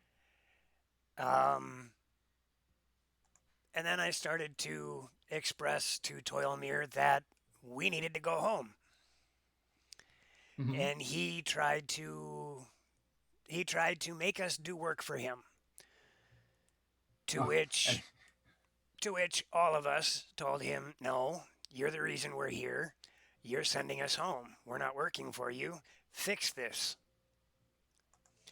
Mm-hmm. There was a lot of mischief back and forth with him saying, "No, you're going to work for me because it's way too hard for me to get the stuff." So I started screaming at the top of my head that we were abducted against our will. It was quite a sight. Let me tell you. And I managed to follow him out of the tent across the way to where he found some guards while I was hollering that we were abducted against our will. Ah, the guards that are always conveniently there by the theater. Yeah, one of them's out Mm. front. He was pleasant enough to escort us here because he heard that I wanted to speak to somebody with authority rather than go to Ah. jail. Yes. He goes, I think this is the. And he kind of just thinks about it and he goes, third time this has happened. That's lovely. Now, mind you, I'm paraphrasing that, but I would have told him the entire encounter. Yes. And he goes, well, unfortunately, Toylmere has a bit of power in this city-state. Things that he does allow him some freedom in the things that he, well, does. Certain whispers through the wind have told me that he gets away with this because of blackmail and betting with somebody in power. He goes, well, the betting part I don't think anyone would go near Toylmere. However, the things that he does, the research that he does against, well, we had a crisis here. You're probably not aware of it. But unfortunately, we have issues with another realm, so to speak. Mm-hmm. There was a time in which there was a small skirmish, which then led to a much larger war, in which then Toylmere rose to power, coming up with solutions. Unfortunately, these solutions they don't fare well for those people in other realms. Yeah. But as we told Toylmere, we're not worried about any of that. The only thing is, we have very important business from where we came from, and we'd like to be returned home. That's it. Mm. We don't want compensation. Yes. We don't want anything other than to be returned where we came from. 100% understandable. I agree with you. I mean, to be ripped from your home, that's not something anyone would want. And he refuses to do so, saying that he is not at fault for us being here. And that would unfortunately be the things that he gets away with. But I have been trying my best to right the wrongs, in which he does. Unfortunately, it takes some time for those things to happen. But I did come up with a plan that could probably persuade him to stop these, well, as he calls it, research that he's doing. Oh. And that is why I had asked you to come see me if you couldn't see him directly. Well, it seems I would love to help you knock him down a peg or two. It would be And a lot of fun. he looks at you and he goes, I would love for you to do that as well. So, might we discuss this? And he hands you 3 or 4 parchments of scrolls. And he goes, it is all detailed there. You did not know where you got these scrolls from. And as you're looking at these scrolls, they look like schematics and blueprints of a certain tower in which a certain person may reside. I did mention to Toylmere that I would make things miserable for him. I think this might help me accomplish my goal. And he goes, well, here's one thing better for you. If you can get supplies and perhaps a party of certain other people that I've seen you do seem to be missing 2 people, that they're okay, correct? Oh, they're Oh, most they're likely fine. partying. Oh, okay, well, no, I consider that a good thing. tomorrow night or the night after, certain arrangements could be made to where those scrolls, which you have no idea where they came from, could get you inside. And lo and behold, Toilmere will be quite busy and distracted the next 2 days. Or nights, more likely. Okay. I suppose that if his research was stopped, or if certain things came to light, or certain things were discovered inside his tower, that he'd be more willing to help you. Yes, Wonderful. sounds more like it. Um, as And if you I'm could buy, as I'm talking to him, I'm gonna make those scrolls disappear in my wizard's pockets. I he mean, goes, what scrolls? I like your style, gentlemen. He goes, by chance, if you happen to procure an item that is written on those scrolls, you won't be able to miss it, trust me. Hmm? And it would make its way to me, then I could probably stop his research permanently. Well, if his research is as helpful as it is, I wouldn't say stopping it permanently is a good thing, but definitely having him under somebody's thumb would be so much more fantastic. And he goes, well, to me, the loss of life that man causes is not worth that research. Ah, I will not argue. I just offered a thought. And he nods and he goes, for now, the Feywilds are not in danger. And I will agree that it was due to his solutions, but those travesties need to stop. Well, I will. I will have to think about what I can do to get his attention. And he goes, oh no, you don't have to worry. That's my part to play in this. I was being coy about the fact that I have things I don't know about. Ah, gotcha. I understand now. Sorry. Scrolls? What scrolls? We know nothing about scrolls. He goes, If all right. if you He goes, need to if you get don't mind, I do have some children I need to put to bed. They well, have been a bit unruly tonight. your one daughter is going to be in a much better mood. I fixed her doll for her. He goes, oh, good. There was some noise, and I do believe I heard something about Matilda being ripped asunder. She is no longer. If you need to get a hold of us, we will be at the prancing pony, prancing unicorn, something like that. Dancing pony. He looks at you and he goes, oh, well, at least you're sleeping comfortably. The other inns in this town, not as luxurious as the prancing unicorn. Well, we did happen to steal the show, so we were owed a little bit. He goes, I wish I could have seen it. Unfortunately, I had matters to attend to. Certain matters. And he looks at you and points to the where you put the scrolls at in your Always robe. a busy man, always a busy man. We'll get out of your hair so Indeed. you can be with your children. I appreciate the audience, and we'll wait to hear something.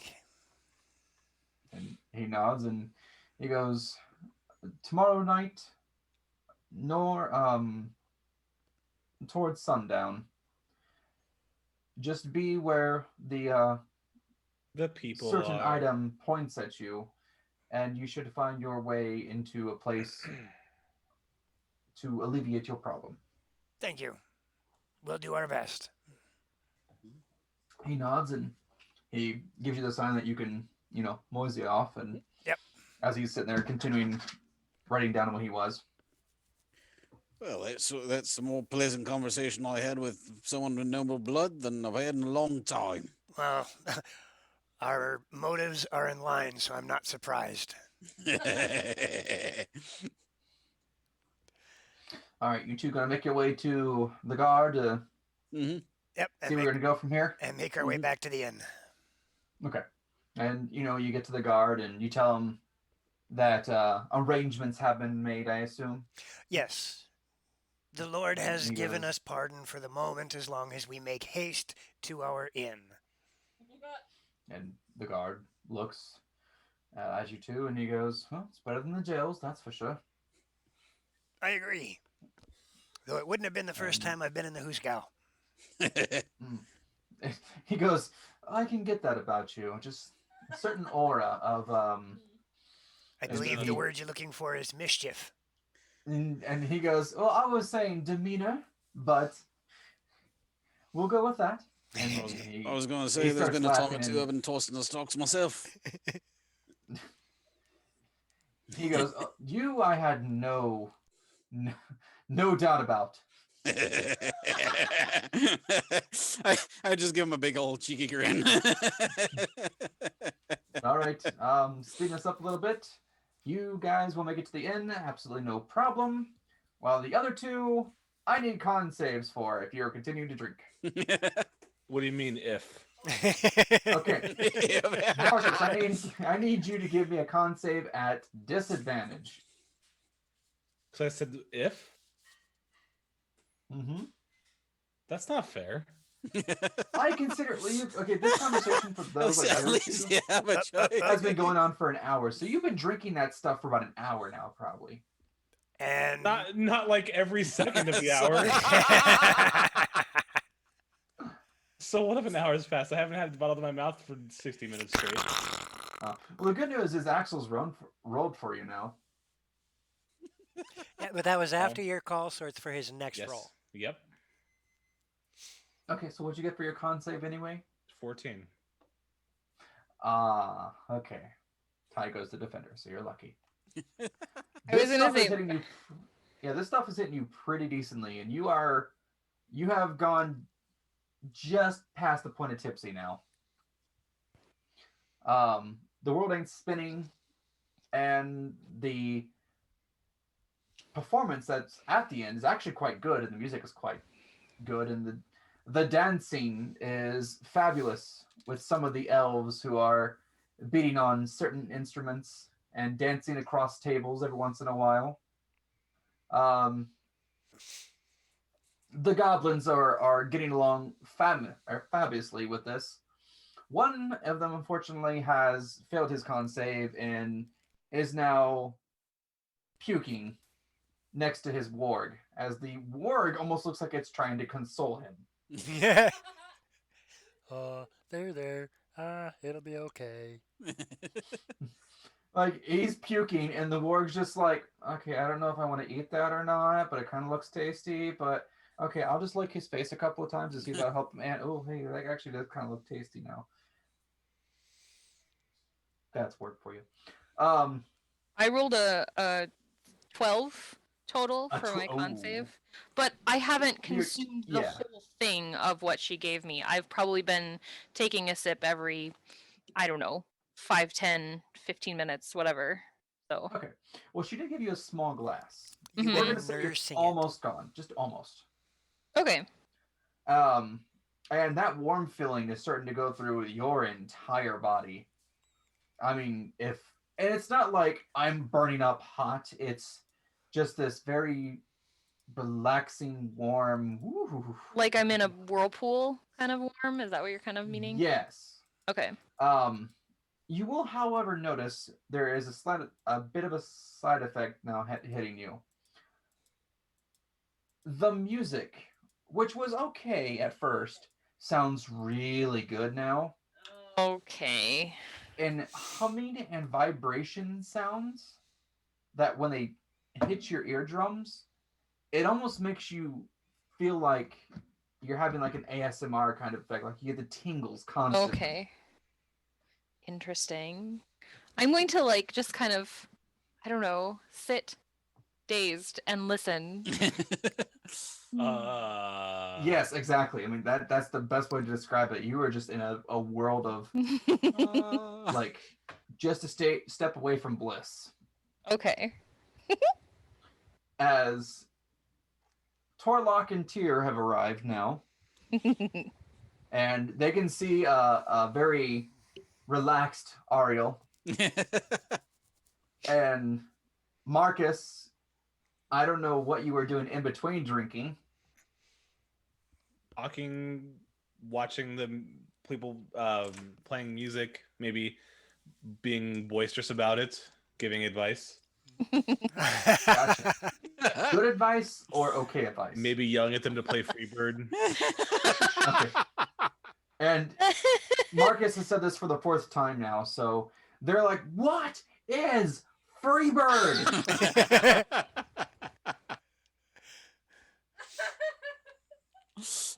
Marcus, you're about halfway gone through your bottle, by the way. Okay. Tyr and Torlock, you arrive to this, and the inn has quieted down just a little bit from where it was, but it's still like there is dancing, there is singing loudly, not quite in tune sometimes. It's a You know, bar. you see the one goblin dancing like crazy, and the other goblin who is just gone now at this point. I'm assuming it's not much different than a night at the Mariners Guild. Pretty much. All right. What would you like to do? Since you all I'm have going assembled. to approach the bar and I'm going to ask for something to drink. And this nice mid-aged kind of elf pops around and she goes, "All right, what's your poison?" Do you got a whiskey drink or a vodka drink?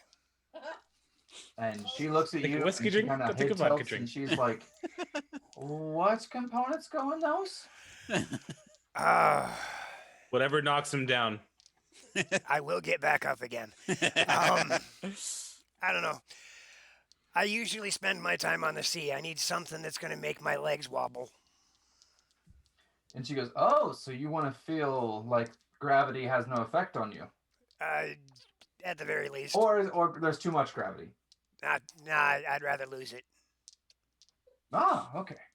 And she smiles, and this is probably the look you have seen on many bartenders' face, where you're like, "Oh, I'm about to get horribly plastered." Great. I'm getting the bartender special. Here we go. And she smiles and she goes, "I haven't made this I haven't made this in a long while for someone." She It's like goes, when I was in Michigan and they made me a fish bowl. Oh no! Oh no! and she looks at you and she You'll goes, have to "All tell right." me about that. Oh, it's literally that. Imagine one of those carnival A goldfish fish bowls, bowl hmm full of alcohol. and that's it. No mixers. All No. alcohol. Oh my god. Oh, that Okay. sounds like the things that used to do in Ohio. We used to Yep. fill Culligan jugs. It's like a handheld Wapatui. Yeah. Yeah. Okay then. There was a couple of nights at the bar where I DD'd people at. That was a thing. Yep. All right. So she goes, "All right, I'm gonna make you something, and we have a little bit of a challenge if you can do it." I will try my best. And she goes, if you can do it, you win the pot." Oh, this will be interesting. She goes, "All you have to do is drink this and walk up the stairs without falling down." Okay. But, and she goes, "But, as this is the upper district, there is no magic to be cast, and you must walk up the stairs." I will do my best. And to get up these stairs is exactly 18 stairs. Perfect. I'm going to look around first. Those two, and I'm going to point to my companions. Mhm. Did they happen to get us rooms? We have rooms. We have rooms. You asking about a room? You with me, bud. Okay, And she goes, "Oh, are you Tyr? that would be Remember me. correctly? You Tyr?" Yeah. That would be me. Oh, I'm gonna get closer and watch. She goes, "They did say that you would be paying for the drinks for tonight." Okay. And she looks at you Why and she am I goes, not "You surprised? don't know our currency, do you?" I'm going to pull out the coins that I made from the first show. And she goes, "Well, the challenge you're about to do, we do that free of charge because we just enjoy the hilarity that ensues. Okay. But for his drinks, her drinks, and she looks over at Torlock and she goes, "Is he drinking?" I don't know yet. I was gonna say, mind if you spot me a bit? We'll see what I can do. All right. I'm not gonna get Looks- anything heavy. Just something to wet my whistle. And she goes, Here, try this, and I give him take a sip of that. and she looks over you. She looks at you, Torlock, and she just shakes her head like, Don't do it. And I'll shake my head. Do it. That's slow motion. No. Oh, what the heck? I'll give it a swig. "All right, give me a con save as soon as you pop it." Can I get my dice back? Oh yeah. I would also like to, Mr. DM, we never got our payment from the last show. Oh, you did. We did it at the very end. We don't remember the Um, numbers then at this point. yeah. We weren't told. Like Well, I will give you the numbers that you currently have after all this alcohol that you're currently purchasing. okay. It's a con save, right? Yes. All right. That is a 22. Holy Okay. crap. You are I got perfectly high con. fine when you take this. But it does definitely taste fruity, and it does taste good. It's not bad. I'll And take she it looks back at you and she quickly. goes, "Well, I thought that was going to have different results. Maybe you should try this challenge as well." Look at the way he's shaped. He handles the good stuff. All right. Yeah, sure. Why not? Let's go for this challenge. Yeah. Oh. And she just puts a smile on her Wait, face. what challenge? Nobody ever told me about a challenge. I'm gonna pat Marcus since I might understand things a little bit better than he I would does like right to- now. I would like to look at the barmaid. He looks like he's doing well enough. Do not allow him to do this challenge. I do not want to have to call a medic. What challenge? Nobody Medic? ever told me about challenge. Did you say medic? The music is so pretty, don't you think? Just he and I. Just he and I. And she goes, "Well, you're the one paying, okay." Why did nobody tell me? And she goes, "Well, you wanted this stuff. You didn't say anything about the challenge. It's fine." You didn't even start with that. And she Are kind of you looks at you, she goes, "Well, sure? honestly, I didn't think you could handle it." Are you sure I can't cast spells in here? And she goes, "No, that is illegal in the upper district. I would I was just highly gonna. recommend you do not." I was gonna make him quieter. That's all. And You she can't goes, silence me, Tier Scadwell. And Marcus, she goes- shush, you're interrupting the music. I am the music. oh god. And so the bartender goes, "All right, I have things to do, so I'm going to give you this, and I'm going to ring this bell. Okay. After I've rang it the third time, make your way to the stairs, and you will simply have to climb all 18 stairs without falling down. That does mean crawling up the stairs. You have to walk. Can I at least put my hand on the handrail? Yes, you can, Okay. but that usually doesn't help." Fair enough. So, I just Um, wanted to know exactly how far the rules went. How far apart are these stairs here? Are we? Can we go like hand in hand? Like no, you could one probably hand in get you could probably get 3 people wide up these stairs. Oh, so we might stagger up the stairs together.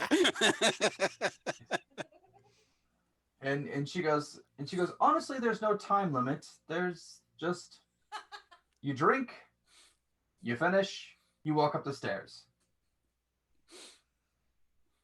I don't have a drinking problem. I drink, I fall down. No problem. that's an And Irish man. so she grabs seven different bottles, And she- bottles. puts it all in a pint. Oh my god. And she's doing this, and one bottle here, one bottle here, That's one just bottle a here, Texas one tea. bottle here. And So it's just a very Long Island iced tea. right? Right. and she gets all the bottles away, and then she comes back and she puts a single red leaf Oh, shit. on top of this beer. Oh, shit. Or, That's where all the power alcohol. comes from. Alcoholic drink, not a beer. Yeah.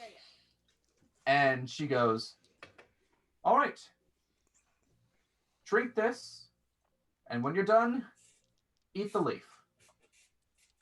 And she goes, Okay. don't worry, it won't actually taste like a leaf, I promise you. Whatever. Bottoms up. And Yep. so she goes over and she rings the bell twice, which gets everyone's attention. Like, there's music playing, there's people screaming in line, but she rings this bell, and all the eyes start going over and looking at the stairs. Yep. And Wow. everyone's just like, drink, drink, drink, drink. Bottoms up. I'm gonna join in All the right. chanting of drink, drink, drink. As you guys drink this liquid and you get it down, and the leaf is now at the bottom of the drink. Tell me when you want to stick it in your mouth, and then proceed. Now. I'm gonna Okay. do it right away. All right, the alcohol hits you. You put that leaf in your mouth, and the strangest thing happens. As that leaf hits the mouth, you feel a fluttering in your mouth. And when you open your mouth, a butterfly comes out. And it leaves this strange, glittery residue on your tongue. That's so The butterfly- pretty. Oh, I thought you and said that thing was actually a leaf. Well, it didn't taste like one. And as you guys get to the stairs, she rings the bell a third time, and she goes, all right, gentlemen, make your way up the stairs. And all eyes are on you. As you both go to raise whatever leg you would lead with, the world blends into nothing but color. Great. It's an acid trip. You are staring straight forward, and there are no stairs. There is no tavern. There is only your deepest, darkest nightmare before you. Great. Ava's there naked. I was just about to, and we'll come back from our break, and they will describe what their deepest, darkest nightmare is as they ascend the stairs of terror. All right. We'll be back in about 15 minutes. Thank you guys for sticking around. We'll be quick. See you guys in a minute. See you in a bit. See you in a bit. Welcome to your hero-approved weekly rundown, the 25th through to the 1st. This episode is brought to you by Acme Ball Cream. Be shiny! It's October and our gal Spooky Sprinkles has started Sprinktober. She has made a list of art prompts for the whole community to get involved and make awesome Halloween art, so hop over to her stream or hop in the tavern to get involved. Dungeons & Dom has started a modded playthrough of Skyrim, adding more and more mods as he progresses. And I honestly wonder how many mods a console can take. I guess we will find out. Failsham has started an October drawing challenge. She's going to draw an entire 22-page horror noir comic before the end of October. Hats off, buddy. That's a hard challenge. I'm honestly curious as to how that's going to turn out. Ghoul Couch has started on the Grouch Couch. All October long, we will be doing Halloween-themed streams with extra horror-y fun, with an addition of an extra Monday night stream dedicated to ghost stories and creepypastas. If you have some stories, make sure to come join me on Monday night. On Saturday, Thaco is DMing Lorimir. The party's in the hometown of Tick and Tack, trying to learn more about mechanical monsters that they keep running into. That's strange stuff. And on Sunday, Bard in the North is running Dungeon of the Mad Mage. The party are attempting to stop a ritual and kill a drow priestess. Sounds fun to me. Substance Abused won the season finale of Viva La Dungeon, and the shirt design for season 3 that's starting next Tuesday has been released. Check it out, it's pretty rad. Joe Dirt is releasing artwork for each player character on his stream each week, and they look super dope, so you can hop over there and check those out. Hero Approved made their debut on Goodman Games, and it was an awesome success. With only a couple of F-bombs dropped, they killed it, and it was loads of fun. Remember, the crew will be back there next Thursday, the 8th, for more X-Crawl. This has been your Hero Approved Weekly Rundown. I'm Turk from the Grouch Couch. Happy October, heroes.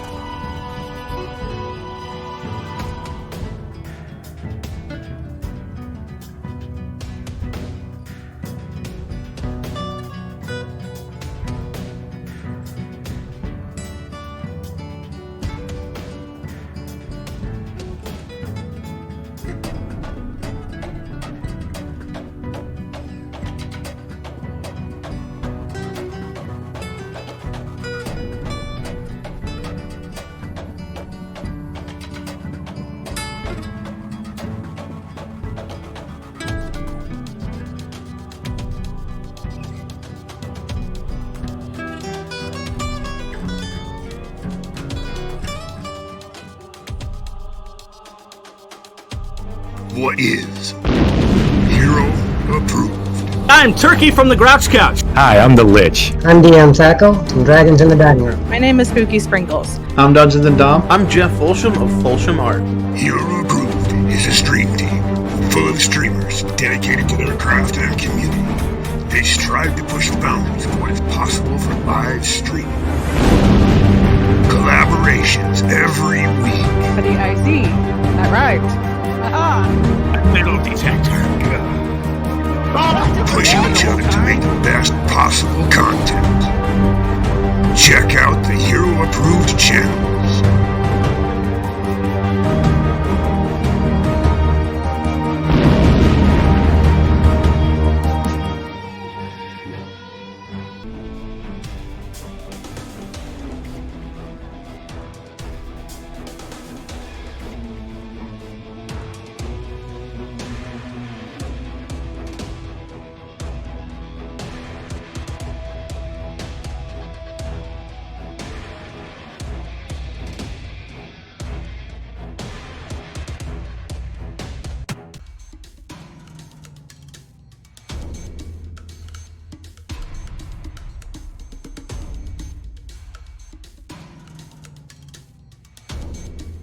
All right. We're back. Hey-o. All right. So, as they now ascend the stairs of terror, and you both put your foot down on the first step. Tyr, what is your deepest, darkest nightmare? My deepest, darkest nightmare is being back at the academy, having to study and actually work. Oh no. I have one of the most grueling teachers out there. Ava. Nope, not Ava. His name is actually Mr.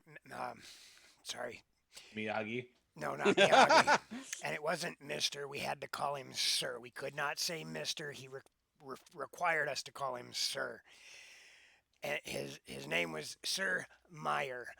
And he would make me sit after class every day, making sure I got all of the arcane symbols on my scrolls 100% perfect, or I could not go.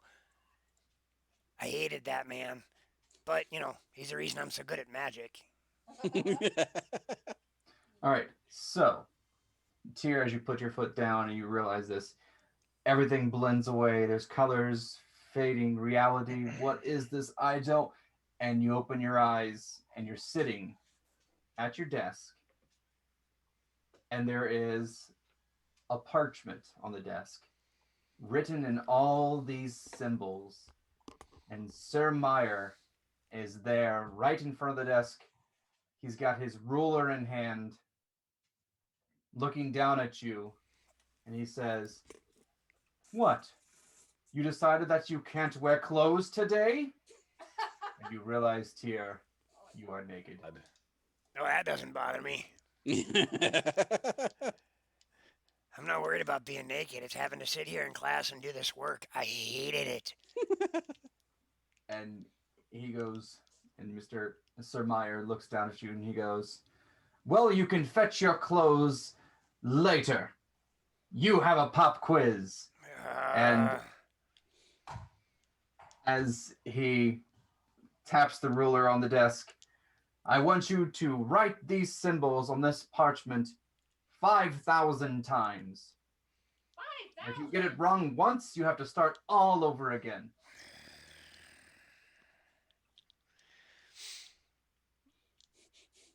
I am not. No. I did it. I'm going to cast Mage Hand and have it do it for me. All right. Modern problems require modern solutions. That's right. So That's like getting print on the copier. Print. You start to come up with this creative solution of using Mage Hand to write the symbols for you, but for some reason you're having difficulty focusing, and your Mage Hand isn't exactly writing the symbol perfectly the first time. So what I need you to do is I need you to give me a wisdom save. That's actually not too bad. That would be a 21. 21? Yeah. All right. And you think for a minute, you're like, wait, no, this isn't right. What was I doing before? Why am I naked? Why is Sir Meyer here? I don't.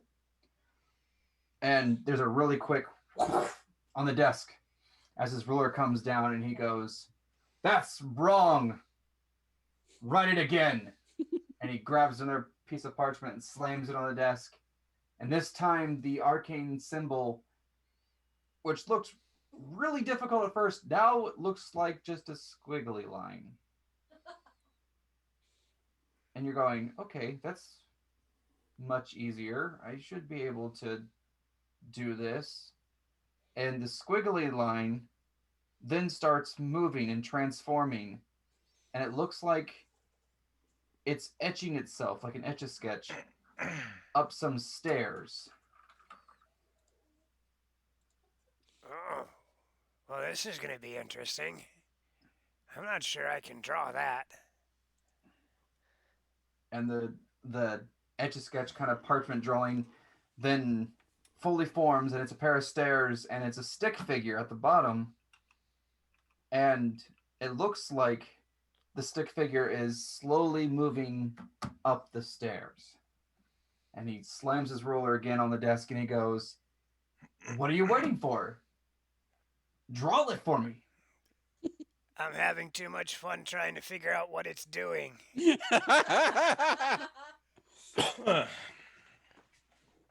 And this little stick man gets to about the third step.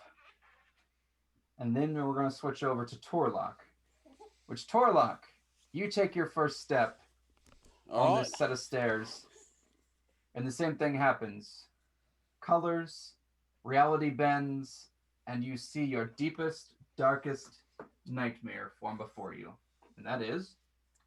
That is a battlefield where almost every single weapon that I use broke. Oh no. You're left with just a wooden spoon and a teacup. All right, Torlock. You ascend upon this battlefield. Brothers in arms all around you fighting. Magic is going off here and there. Fireball here, a firebolt there. Someone casting shocking grasp on someone's butt in full armor.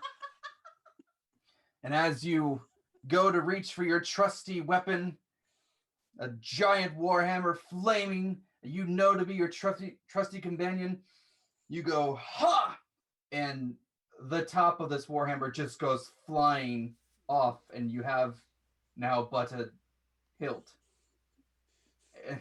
The head of the warhammer is about 3 feet in front of you. That needs to go back onto here. And your commander starts barking orders. Soldier, what are you doing?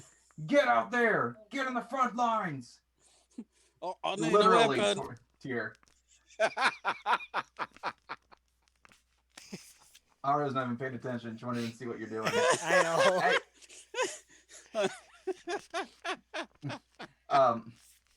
know. Your hammer's a bit floppy. He looks at any good. Too much alcohol. We need you to press the front lines. Get out there and clear the way. I need a weapon, sir. Once again. He goes, all right, yeah, that stick's not going to do you any good. Here. And he hands you this javelin off his back. And he goes, now get out there and do your job. And before you is just hundreds upon hundreds of soldiers fighting. And one of them catches your attention. It looks like maybe he's an officer of the enemy combatants. And he's up a hill. And you go, all right, he's my target. I need to get there. And you start marching your way forward. What do you do after that? He said fight in the shade.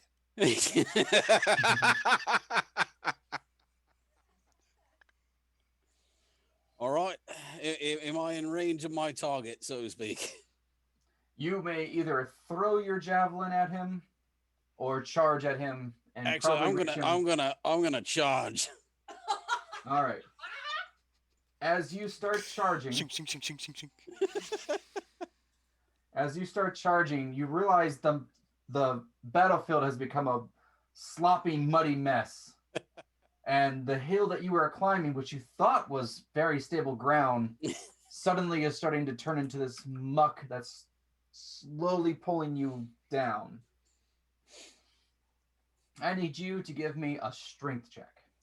Strength. All right. If you want, you can use athletics. Athletics? Yes. All right. That would be a 17. 17? Mm-hmm. All right. You pull your way out of this swamp. You are like a Treyu from Neverending Story trying to get through the swamp. Too soon. Yeah. And you're still about a good 30, 40 feet away from him. And you free yourself and you're like, all right, I'm coming for it. And as you say, coming for, you realize you look at your javelin and it has pretty much turned into a floppy pool noodle. What the hell am I going to do with these? I have a couple ideas, but none of them are good.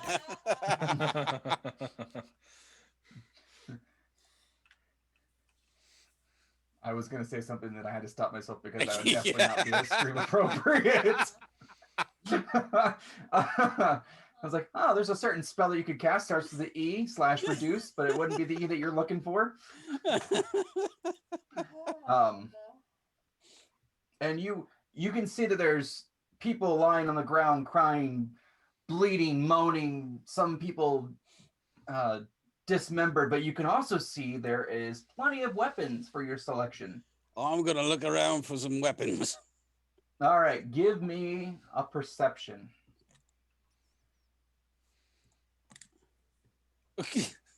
Well, that was a nat 20 on that one. Let's see, perception is a grand total of 25. All right, with a 25, there is a pure cut, gleaming longsword that looks untouched, unhiltered, shining like a beacon for you. That looks beautiful. I'm going for it. All right. As you reach down and grab this sword and you pull it up, you are suddenly strucken by a sudden chant in your head. As you hear Strucken. thunder, thunder.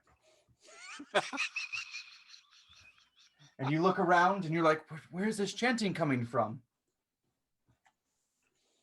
And as the third word comes out, it goes, thud, thud. As the long sword gets struck by lightning and just slowly melts over your hands. Starting to cry. I need you now to give me a dex save. Oh dear. That is a grand total of 6. Unfortunately, you are not quick enough to drop this longsword as it slowly melts into your hand. And you are now going to take...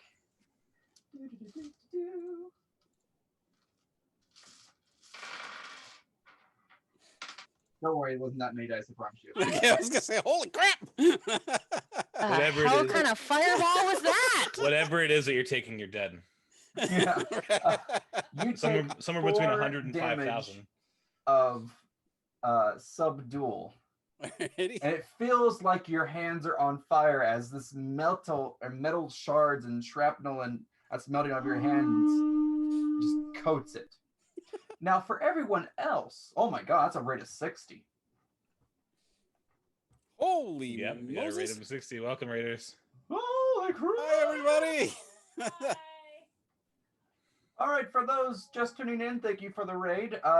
These two are on an acid trip of whoa sorts. They are doing a challenge in an inn called the Stairs of Terror, in which they have to drink a substance in which had a very odd ingredient, a red leaf that turned into a butterfly that flew out of their mouth. Howdy And they are now hallucinating, trying to climb stairs. Currently, Torlock, who is our barbarian down into the lower left-hand corner of your viewing pleasure, is on a battlefield trying to ascend a hill. However, these stairs of terror cause your deepest, darkest nightmare to form. And so he is trying to get to an enemy officer up this hill, but his nightmare is every single time he grabs a weapon, it breaks or something horrible happens.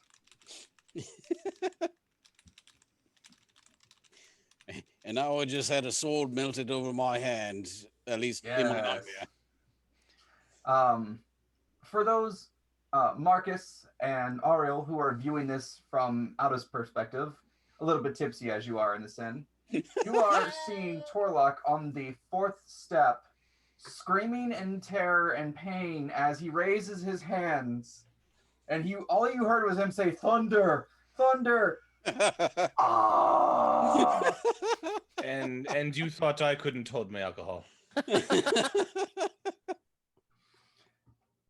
Tyr has now made it to the 3rd step, and he's watching this little stickman climb these stairs on this piece of parchment. And now every single time the stickman goes to go up another step, an arcane symbol appears. And Sir Meyer's looking at you and he's going, "Well, write that symbol. Come on."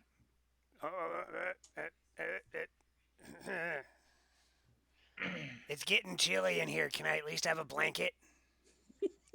And he looks at you and he goes, "What are you talking about? You're fully clothed." Oh, you got...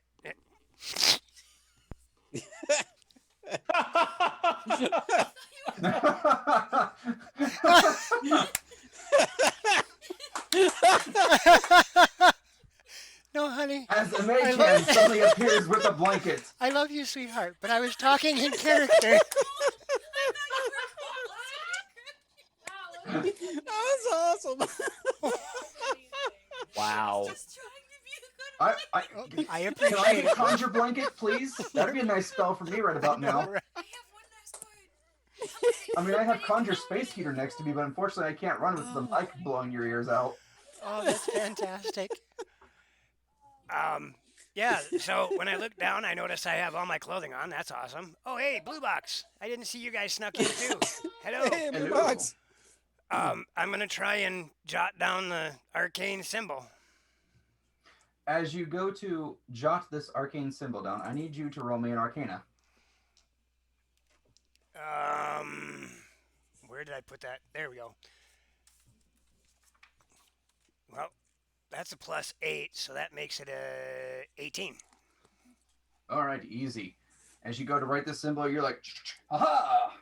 And then the symbol on the next step appears, and you see the stickmen slowly climb these stairs.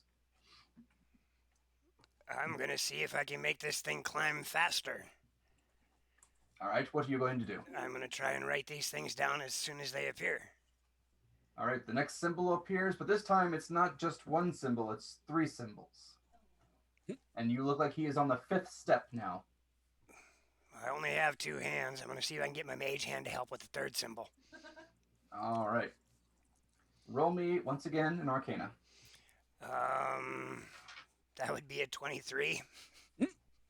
All right, you are able to quickly, with your left hand, jot something down, and then jot the next symbol down, and then your mage hand goes, I got this, and jots it down. It's the first time And in the my life I've stickman- ever been ambidextrous. He does like, ah! And Sir Meyer actually starts looking at you like, this seems too easy. Perhaps we should do another pop quiz for you. Wait, I can only do one pop quiz at a time. I mean, Ah, yes, but this is the exam. And as he says that, he opens his arms, and there is just a massive flutter of pamphlets that just spew out of his robes. And they just start hitting you in the face. And it is like a Xerox machine on crack, just nailing you left and right and right.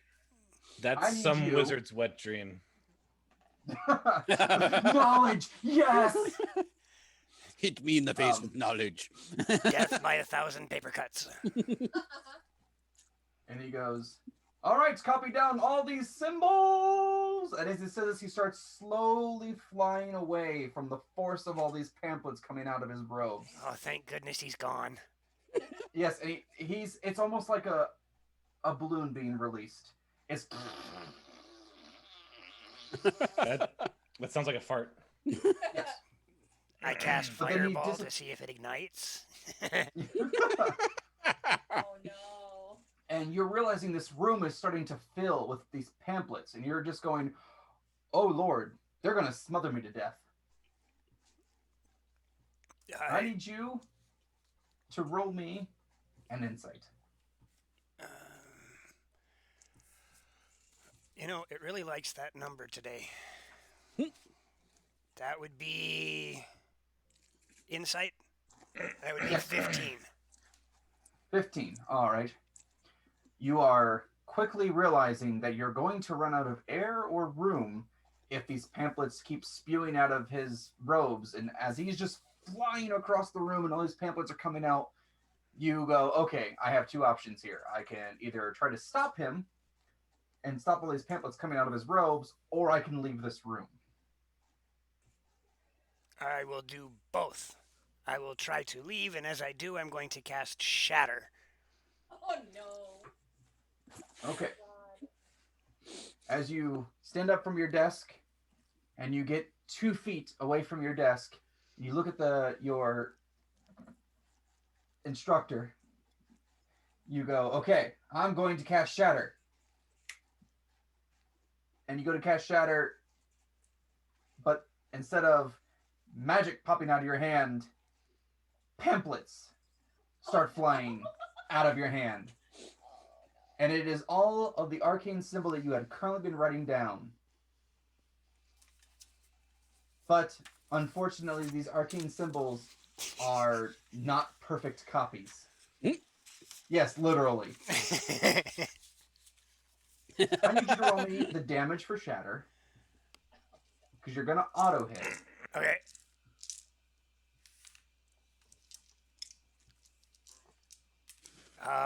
Wow, I rolled really well for the first time in like forever. Yep, 3d8, so 6 and 6 is 12 and 7 is 19. All right.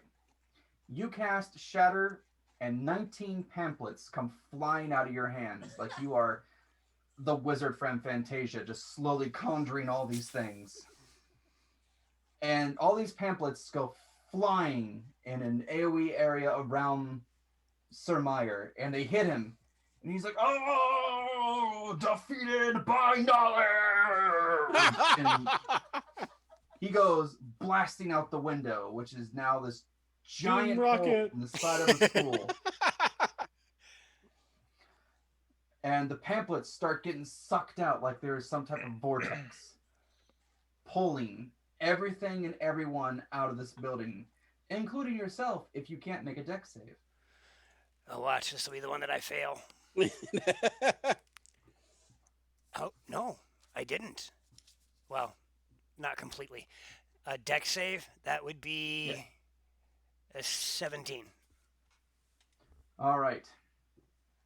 You quickly go, "Oh, okay, I need to get out of here." And you turn, and you get to the doorway, you fling open the door, get through it, close the door. And you're now in a long hallway, the very familiar hallway that you have seen hundreds of times going to this class, this academia that you're at. And at the very end of the hallway, on both ends, is Sir Meyer, riding a tricycle. Would you like to play a game? With us, Danny? And he is slowly but surely creeping towards you with both these tricycles. And you start to notice that, wait a minute, this isn't right. It's Sir Meyer, but he's a toddler. And he is slowly creeping towards you as a toddler on a tricycle. And from here, you know you have three options. You can go up and down the stairs, which are right to your right. Right to your right. You can try to dive into a different classroom.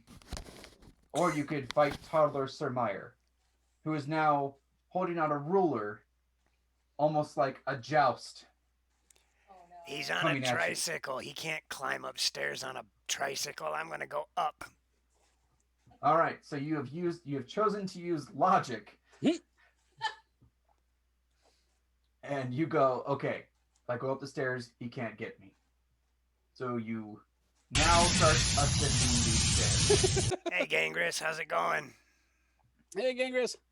For everyone else who's seen this now, Tyr's on the 7th step, and a lot of people are like, "Whoa, they're gonna make it! Yay!" And Tyr, as he was going up these steps, he was looking like he was casting a spell, but he was just like, and breathing really loudly.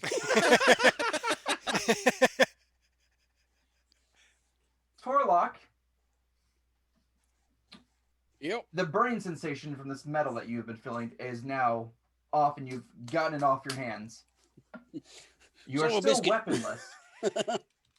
And the enemy officer who is looking down at you is laughing at you, almost mocking you. All right. What do you do? I'm going to go after him with my fists. All right, you go. All right. If I can't form any weapons, and I have a super bad luck, I'll just punch him to death. And you start going up this hill, and as you're going up this hill, it starts to slant a bit, almost as if the ground is tilting to the left-hand side. Oh, wait a minute. But when you realize that the ground starts tilting to the left-hand side, you see the ground rising up on your right. And it's almost like it's a rail. Kind of something to stop you from falling. Oh, well, that's handy. Yes. Now, I need you to give me an acrobatics. That's better. That would be 19. All right. The tilt towards the ground starts to pivot just really sharply. Just whoa! And you're able to smack into this type of ground that's rising up. And you almost feel like you're going over. And you stop yourself, grab onto it, and you're like, oh, okay. I got this. And the tilt starts to go away from the left. And now it starts tilting to the right. And once again, as you're starting to slowly sway, the ground on the left-hand side starts rising up. Now give me another acrobatics. Oh, that's even better than the last one. Oh, 23, no, 24, sorry. All right, once again, you slam into this ground railing, and you're just like, okay. And you don't have any sensation that you're going to go over. You're like, all right, I'm coming for you. And then the officer looks down at you, and he looks like he has a worried face. And he goes, not today. And he takes his hands and he slams them into the ground. And this wave rises up through the ground like it's rippling towards you. Oh, you coming cheeky. From the front. Now I need you to give me... we'll go with a con. Con this time. Con? Okay. I can handle that. That would be a 17. 17? Yep, all right. 17. Yep. And that is a save, correct? Yeah. Okay, yep. And the distortions that are coming through this ground really mess with your equilibrium. You're like... and you try to keep your sense of what's going on as reality and the sky and the ground's all kind of blending together at the moment. Oh, I'm not liking this. Yeah, you're standing there, you're just like, oh, okay, I got this. And then you look at your hands and you realize you have 4 fingers, 2 digits. And as you go to make a fist, you realize that both of your index fingers, instead of bending into a fist, start bending the other way. That's not right. I can pick my nose and punch you at the same time. Yes. Torlock, you're going, I don't understand, as this finger is just slowly curling back. I need you to give me... You're not supposed to do that. I need you to give me a, we'll go with a strength check to try to bend your finger. Like, nope, you don't do that way, you go this way. That would be a 16. All right, you are just barely able to get these fingers back in place. You're like, no, you listen to me, you make a fist. You curl them up and you make your fist and you're like, all right, just a couple more feet and I'm right to you. By a couple more feet, you're like 20 feet away. Okay, count. Here. Oh, yeah, by the way, for the crowd who's watching this, you see Torlock literally bending his fingers backwards. And he's like, no, you stop that. And then he stops and he takes his fist and he curls it. He's like, and closes his hand. And he has now reached the 12th step. Tyr, you start making your way up these stairs. But it's kind of strange what's going on. As you're stepping on each step, you're frozen in place. And an arcane symbol appears right in front of your face. And you hear Toddler Sir Meyer slowly rolling up with the tricycle going, Draw it! Draw the symbol. I need some really big socks to stuff in his mouth. I'll do one of these things. Does your character actually think this? I need to imagine socks going in his mouth. Yes. All right. As you think this, you're like, all right, I need him to shut up. Socks need to go in his mouth. And as he says, and he rolls his tongue out to say that, his tongue turns into socks. Oh, that works. And now you hear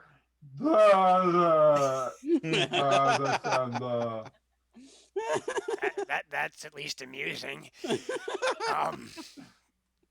I'm gonna try and draw the symbol in front of my face and see if it helps me go up the stairs easier. All right, I need you to roll. Let's do intelligence. I need a D20 first. Hey, there we go. And intelligence, straight intelligence. Yes. All right.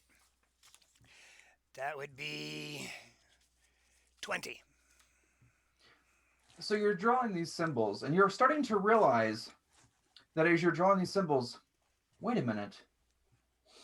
These symbols, they form a spell. And it's slowly but surely all these symbols combine. You're thinking, okay, wait a minute. Okay, I'm missing just a couple more. And then I would have a spell. What spell? What spell is it? And I need you to give me an insight.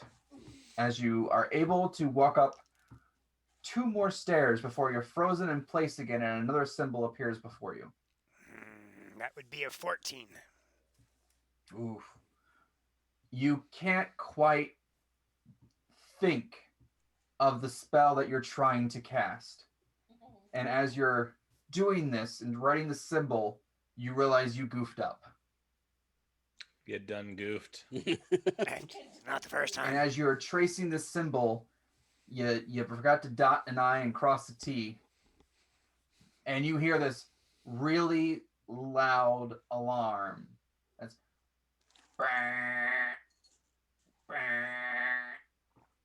and you're like, sounds like a fire drill. And as you say, or as that happens, fire starts cascading down the second set of stairs that would take you up. And it starts to wash over you. Give me a dex save. Well, at least I can do my dex saves. That's gonna be a 16. All right, you're gonna take half the damage for this. You're going to take 3 points of fire damage as a wave of fire kind of washes over you, but you're able to brace yourself in a manner where the fire doesn't completely encase you.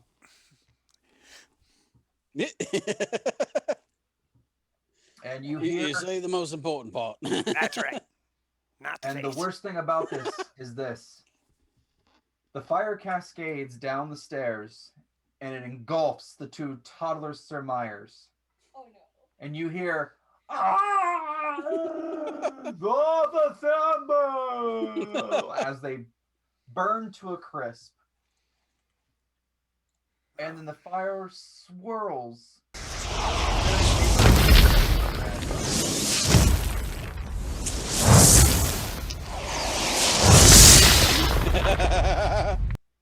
That unfortunately is not a fireball that's going off. Oh, that's so would have kept with us. So unfortunate. Next time, Axel. Next time. Next time.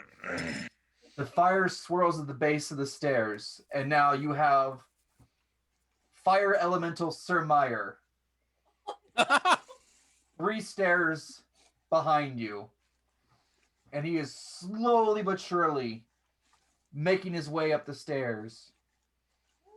Draw the symbol. I'm trying to, but you keep interrupting me. Go away.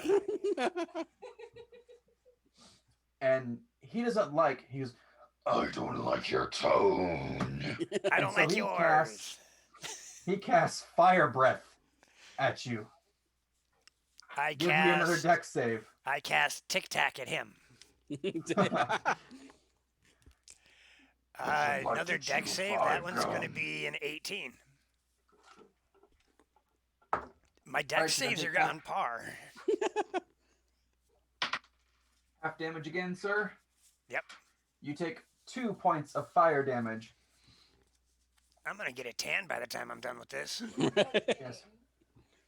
For everyone else in the inn, except for Torlock, of course, you see Tyr just, I'm on fire! I can't draw the symbol! And I'm going what's to remember funny this. is, as he's trying to draw this symbol in the air and whatnot, he unmistakably is using certain fingers that are not very appropriate. Oh no. So it looks like he's flipping people off at some time while he's drawing the symbol, while also hula dancing in fire. However, he has made it to the 13th step. And everyone's like, oh my god, someone's gonna make it! Someone's gonna make it! Let's go. Just join the crowd and like. If I do this right, I'm paying for our rooms. Torlock, back to you now. All right. You are but 20 feet away from this enemy officer. I need a rock. And he has thrown weird ground ripples at you. The ground has tilted. Your weapons are breaking. Your fists were somehow curling in the wrong direction. And you're like, all right, I'm going to punch this. But something catches your eye. Roll me a perception. But it caught his eye. Does he roll at disadvantage because one of his eyes has been captured? No. Wasted There's a 20 on gleam. that. That would be a 25. Oh my god, you rolled that 20 again. Okay. Like, why? And another shining beacon of gleaminess catches your eye. Just a few feet in front of you, you see this amazing looking bastard sword. This thing looks like it could rip the flesh of anything and everything in its path. I'm gonna go after it. All right. You take 2 steps forward, and this gleaming bastard sword is getting larger. Almost ridiculously larger. Wait. And you realize... Well, now you're going to be called Cloud. You realize the hilt of this bastard sword has a mouth on it. Oh no.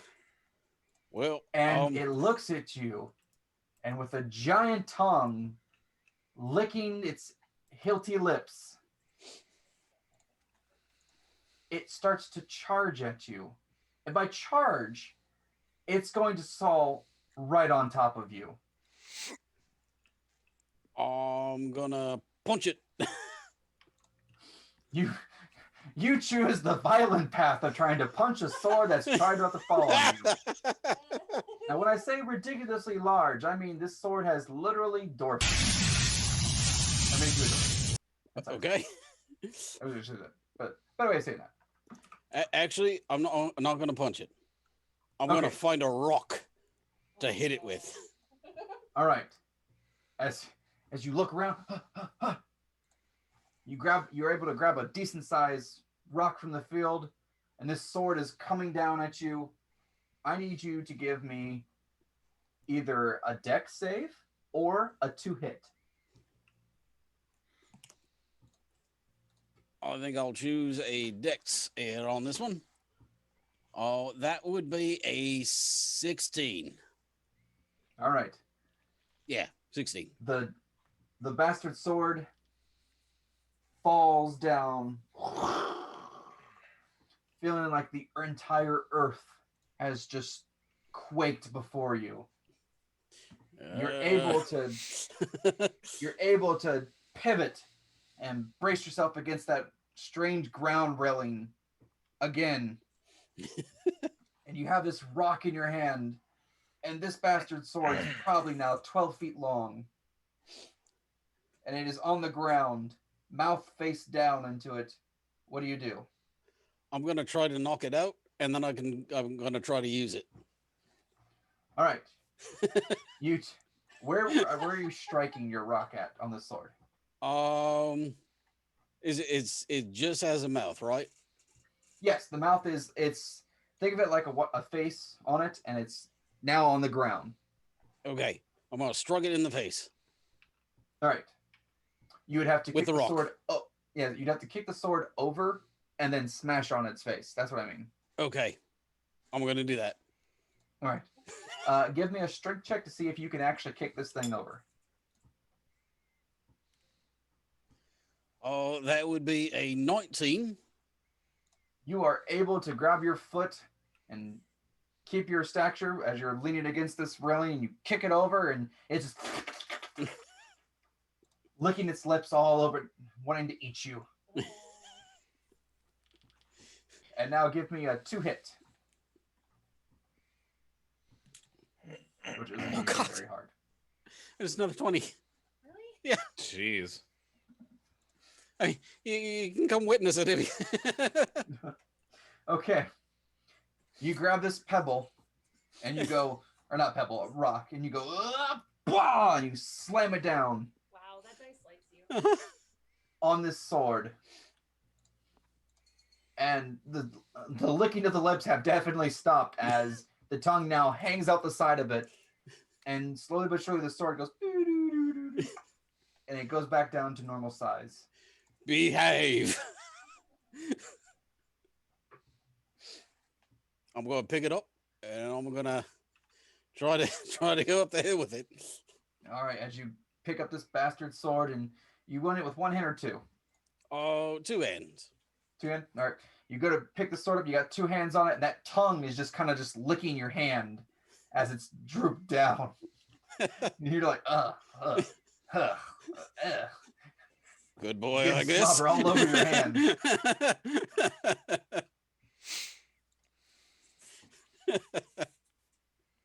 And you start ascending, and now you're maybe but 10 feet away from this enemy officer. All right. Tyr. I'm coming for you. Oh no. So in the inn, what you have seen is Tyr almost loses balance, pushes back against the railing, and makes an imaginary "I'm holding a rock" thing, and brings it down on a step. Or like you mean, but yeah. Yeah. And you're like, oh. Well, what he actually picked up was someone had left just a single little straw hay. And he's picked it up now, and he's dual wielding it with both his hands. Like it is a mighty sword. My mighty straw sword. Straw is extremely powerful. It can break a camel's back. Oh my gosh. Tyr. Or make someone itch really, really bad. Yeah. It's the last Marcus straw. and Ariel, if you want to do anything while this is going on, please, by all chance, you've just been sitting there, so. I mean, I'm we're enjoying the show. gonna probably sit here and we might order another drink. I would order another drink. I am 100% The same. surprised Marcus has not tried to interfere with this at all. I'm taking notes so I can make fun of him later. Okay. Good on you, man. Good on you. Torlock now is on the 16th step, and everyone is just aghast. No one has made it this far. Tyr, Yeah. you have made it to the 15th step. And the fire element, you've reached that, if you were in a school where it has, the kind of double set of stairs, Yep. you've reached that second plateau. And the fire elemental, Sir Meyer, is slowly crawling up these stairs, but as he's doing this, he is getting larger and larger. And you go to look at him, and you realize that for some reason, when he's talking, he still has a sock for a tongue. Yeah. But it's now a flaming sock. Nothing wrong with that. And he goes, draw the sandbags. I will. I will continue to make my way up the stairs because I want to get away from this thing.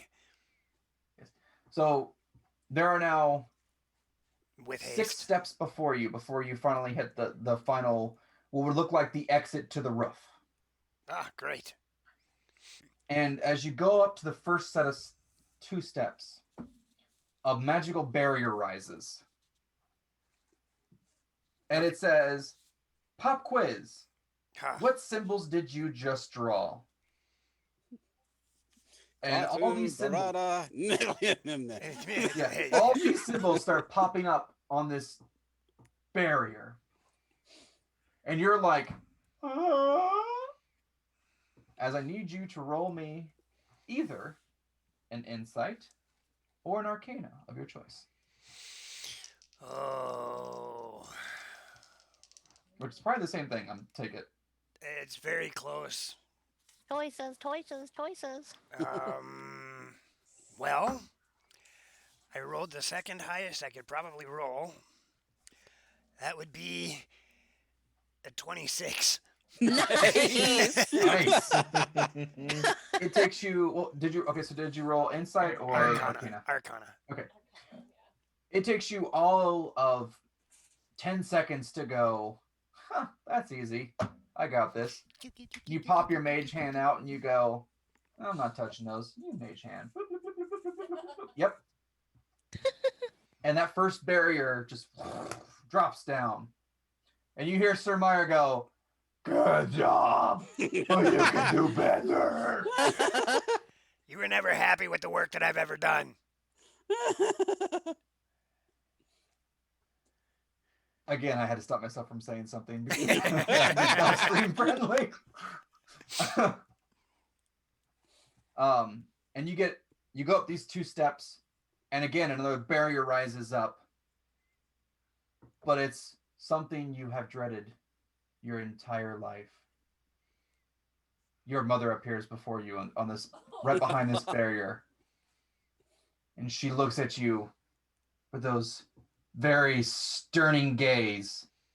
And she goes, "What did you do this time to earn the area of Sir Meyer?" And as she says that, a multiple choice of 4 questions pop up. Oh no. Put attack on teacher's chair. Now I Mage want hand, you. do that. Now I want you to roll me a d4. Oh no. I want to roll a d5. All of the above.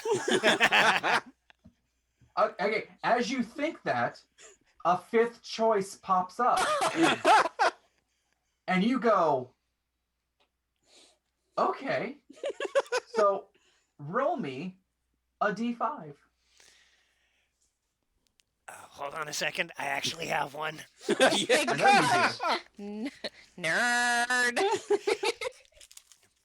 My I bag know of he has a random, D5. my bag of odd dice. Nice. I have a d5. That's awesome. Those are fun. Like the weird random dice. They're actually used for DCC gaming. Oh, cool. Neat. I rolled the This is a bit same of a thing on the throwback. I remember- d4 that I rolled on the d5. I rolled a 4. You go, choice D. And choice D states that you gave him an atomic wedgie in the showers. That would explain why he's a fire elemental right now. And the mother looks at you and she goes, "You did what?" And as she says, "What?" it's like a wailing banshee just hits your eardrums. I need you to roll me a wisdom save. That would be a 19. 19. Her face turns into what looks like a half morsed, half evil, half vengeful banshee as she wails this at you. And for a moment there, you almost feel fear, but you're able to shake it. You look at her and you're like, "I did that And what are you going to do? I know you've done So worse when Bonnie's you were in screaming at him. school. And she looks at you and she goes, I did not. And now I need to roll for her. Oh, okay. Yeah, she's not rolling very well. Oh, who's rolling? DLC Marcus. Buttons is rolling for Marcus. Yeah. I warned him we're almost done for the night. That's all right. Maybe you'll have a roll before the end of the day. We'll do a con save for him. Marcus, you've been enjoying yourself. How about a con save? All right, hold on one second. Marcus, roll or DLC. Type in exclamation roll D20. He put it in, but you don't do that there. You do that on its own line. So do it now. Just the roll D20 part. There we go. Oh! Ouch! Oh no! Ouch! Marcus, that bottle is gone. Oh no! So is Marcus. And there is no saving from the effects that are hitting your body. Oh no! Excellent. Excellent. Oh, that is great.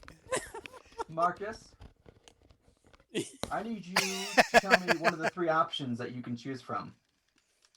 Do them all. You want to do them all? Sure, why not? So, Ariel, you've been enjoying the show. Yeah. I think I asked for another drink from the. Okay. So I have a second one of those now. And she will gladly give you that drink. I'll give you a con save here in just a minute. Okay. But you look over to your right. 1 second. And Marcus isn't there. But he was just there, not maybe a couple minutes ago. Oh no. And Marcus, look where up- did you go? And you look up and you realize Marcus is now ascending the stairs with a goblin on his right-hand side and a satyr female to his left-hand side. He has 2 more bottles of alcohol in his right and left hand. He is but 2 steps up these stairs of terror.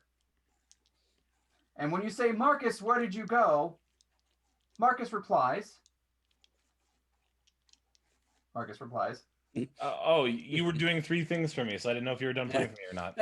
This is the 3rd thing. Oh. I don't know what you're making me do. Am I taking them to my room or what? Your choice. I guess Do I'm it. taking them to the room. You could have been doing multiple things. You could be sabotaging the stairs. You could be going to your room. You could do whatever you so choose to. But right now, you have chosen that you are going to go bed this female satyr and this female goblin. Sure, bring them both. You also have 2 things of alcohol in your hand. Now you are 2 steps onto these stairs, and these 2 are, 14. Well, actually, both of them are on the 16th step now as I'm doing this. Tyr, back to you real quick. Yeah. As you say this to your mother, you look at her and you feel absolutely heartbroken as she is giving you the puppy dog face of, you just screamed at your mother. I did not scream. I just stated it. Huh? I did not scream at her. I just stated it. Well, you can tell that she feels like you have just abandoned her. So I want you to either give me an intimidation or a deception. They're both the same. Okay. That would be a 14. Oof. Okay. Which one are you choosing? They're both the same. We'll say deception. Deception? Okay. You try to deceive your mother into thinking that, this is logic. This is why I stated that. But you feel absolutely heartbroken at her just, why would you do this to me? As she's slowly wailing on the steps in front of you. As this happens, you've realized that you have stopped ascending the stairs, and Sir Meyer now has made his way almost behind you. I as much as I feel bad about making Mom mad, big flaming dude behind me is bad news. I'm going to move. Well, you're going to move, except for there is a barrier blocking you. And now this barrier pops up in front of you, and it goes, draw the symbol. As there is this absolute giant arcane sigil now in front of you. And flaming Sir Meyer is literally but a foot away from you with hot, fiery roastiness on your backside. And you go, there is absolutely no way I can draw this symbol unless, and I need a witty answer from you. In time, I should say. There's no way I can draw this symbol unless somehow or another this flaming guy behind me turns into a sparkler. Oh, no. Hey, Loxy, you need to clarify because I have one too.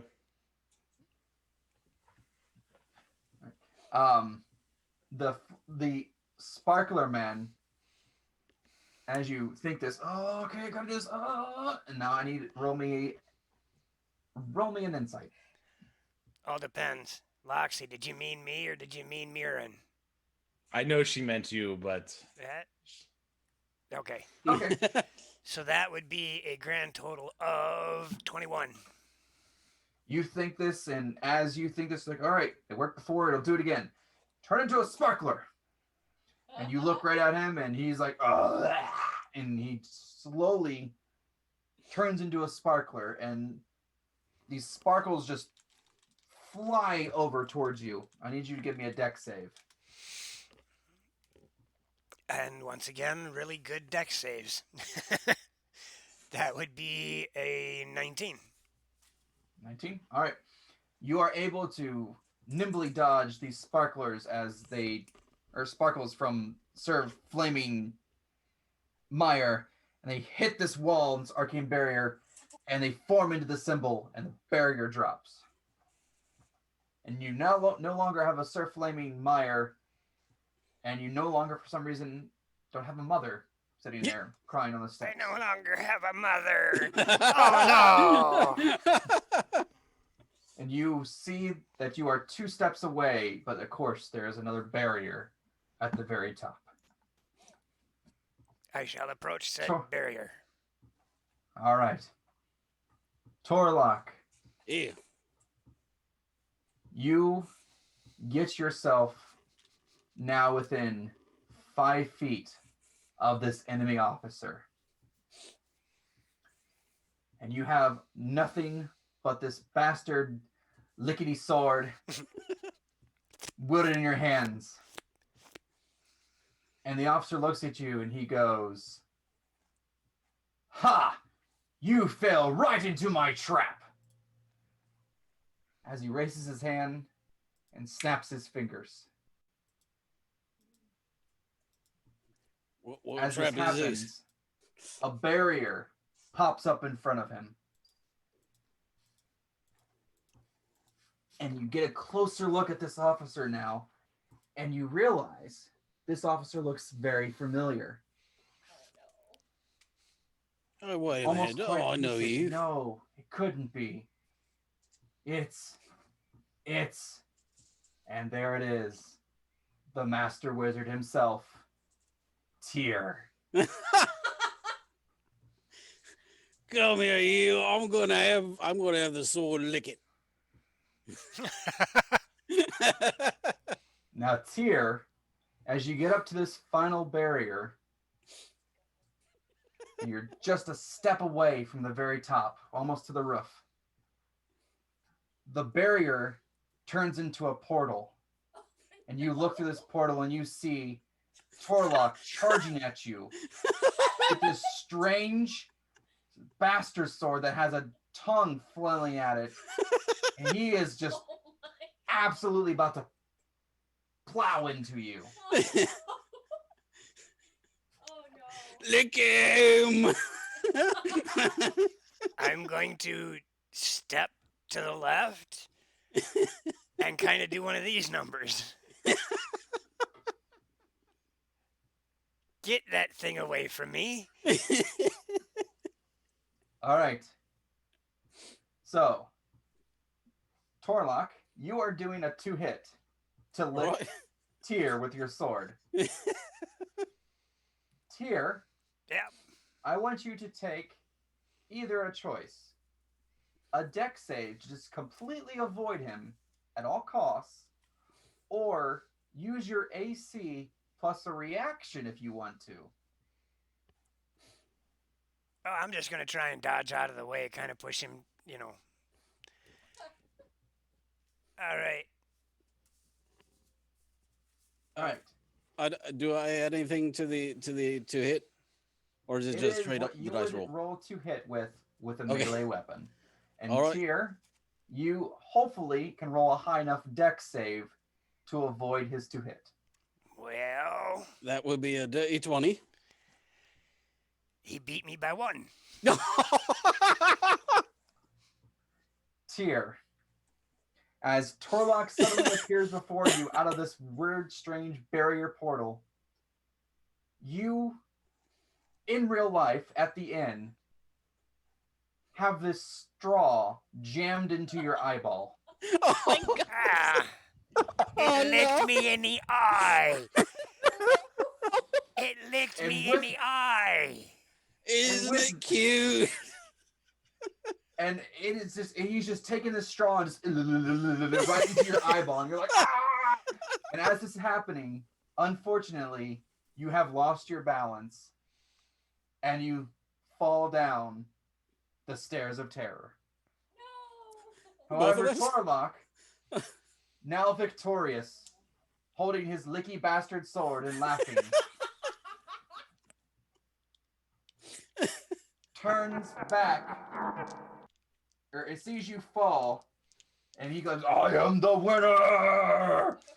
And he turns around, and the crowd goes wild as he had stepped through the portal, gotten to the very top of the stairs, licked you with this piece of straw, and has won the challenge. I don't know where that thing has been. It's on cooldown. And and the crowd is going absolute wild as Torlock has done the Stairs of Terror challenge. And we will end our session there, and we'll do out rewards at the next session. Ooh. Tyr, you are going to have one splitting headache, by the way. Oh, I'm sure I will. And pink eye from a licky sword. So, what happens to Marcus? Like, he started going up the stairs, and then what happened? We'll find out next episode Okay. of Dragon Dining Z. All right. Thank And you, all right, everybody. folks. Thank you, everybody, for showing up. All right, Thanks, folks, here's everybody. our usual spiel. Thank you, Syrinscape, for your lovely music that you play in the background as we do our session. Thank you for Legendcraft for being our sponsor. What else do we have to be thankful for? Hit it up, Tyr. Those are the two big ones. A big thank you goes out to everybody out there in Viewerland for joining us. We have been absent for a couple of weeks here because of various different things. It feels really good to be playing the game again and hanging out with you guys. We will be here on Saturday for Nerevis. We will be doing remote gaming for a little while as my household happens to have, for some reason, decided to become ill. Because, you know, we're special like that. Probably weather changing. That's kind of. Messing with me bad. Mm. But yeah, we will see you guys on Saturday Exactly, for Axel. Nervous. Right. Evil white stuff. Yeah. Sunday will be Sand and Magic. Otherwise, you can catch DM Loxy Saturday morning doing her thing, Rep doing his thing pretty much every day of the week. Sweet. Yeah, check everybody out. Thursday will be the X Crawls game. You can find us on the Goodman Game channel. We will be trying to not die because of a whole bunch of giant turtles with ballistas on their backs. Oh no. Other than that, keep your eyes open. We do have some new channel commands that will be showing up very shortly here so that you guys can mess around with what's happening in the game a bit more. We will announce that. And in the meantime, have a good night. We will catch you guys later. Actually, Thanks for no. tuning in. No.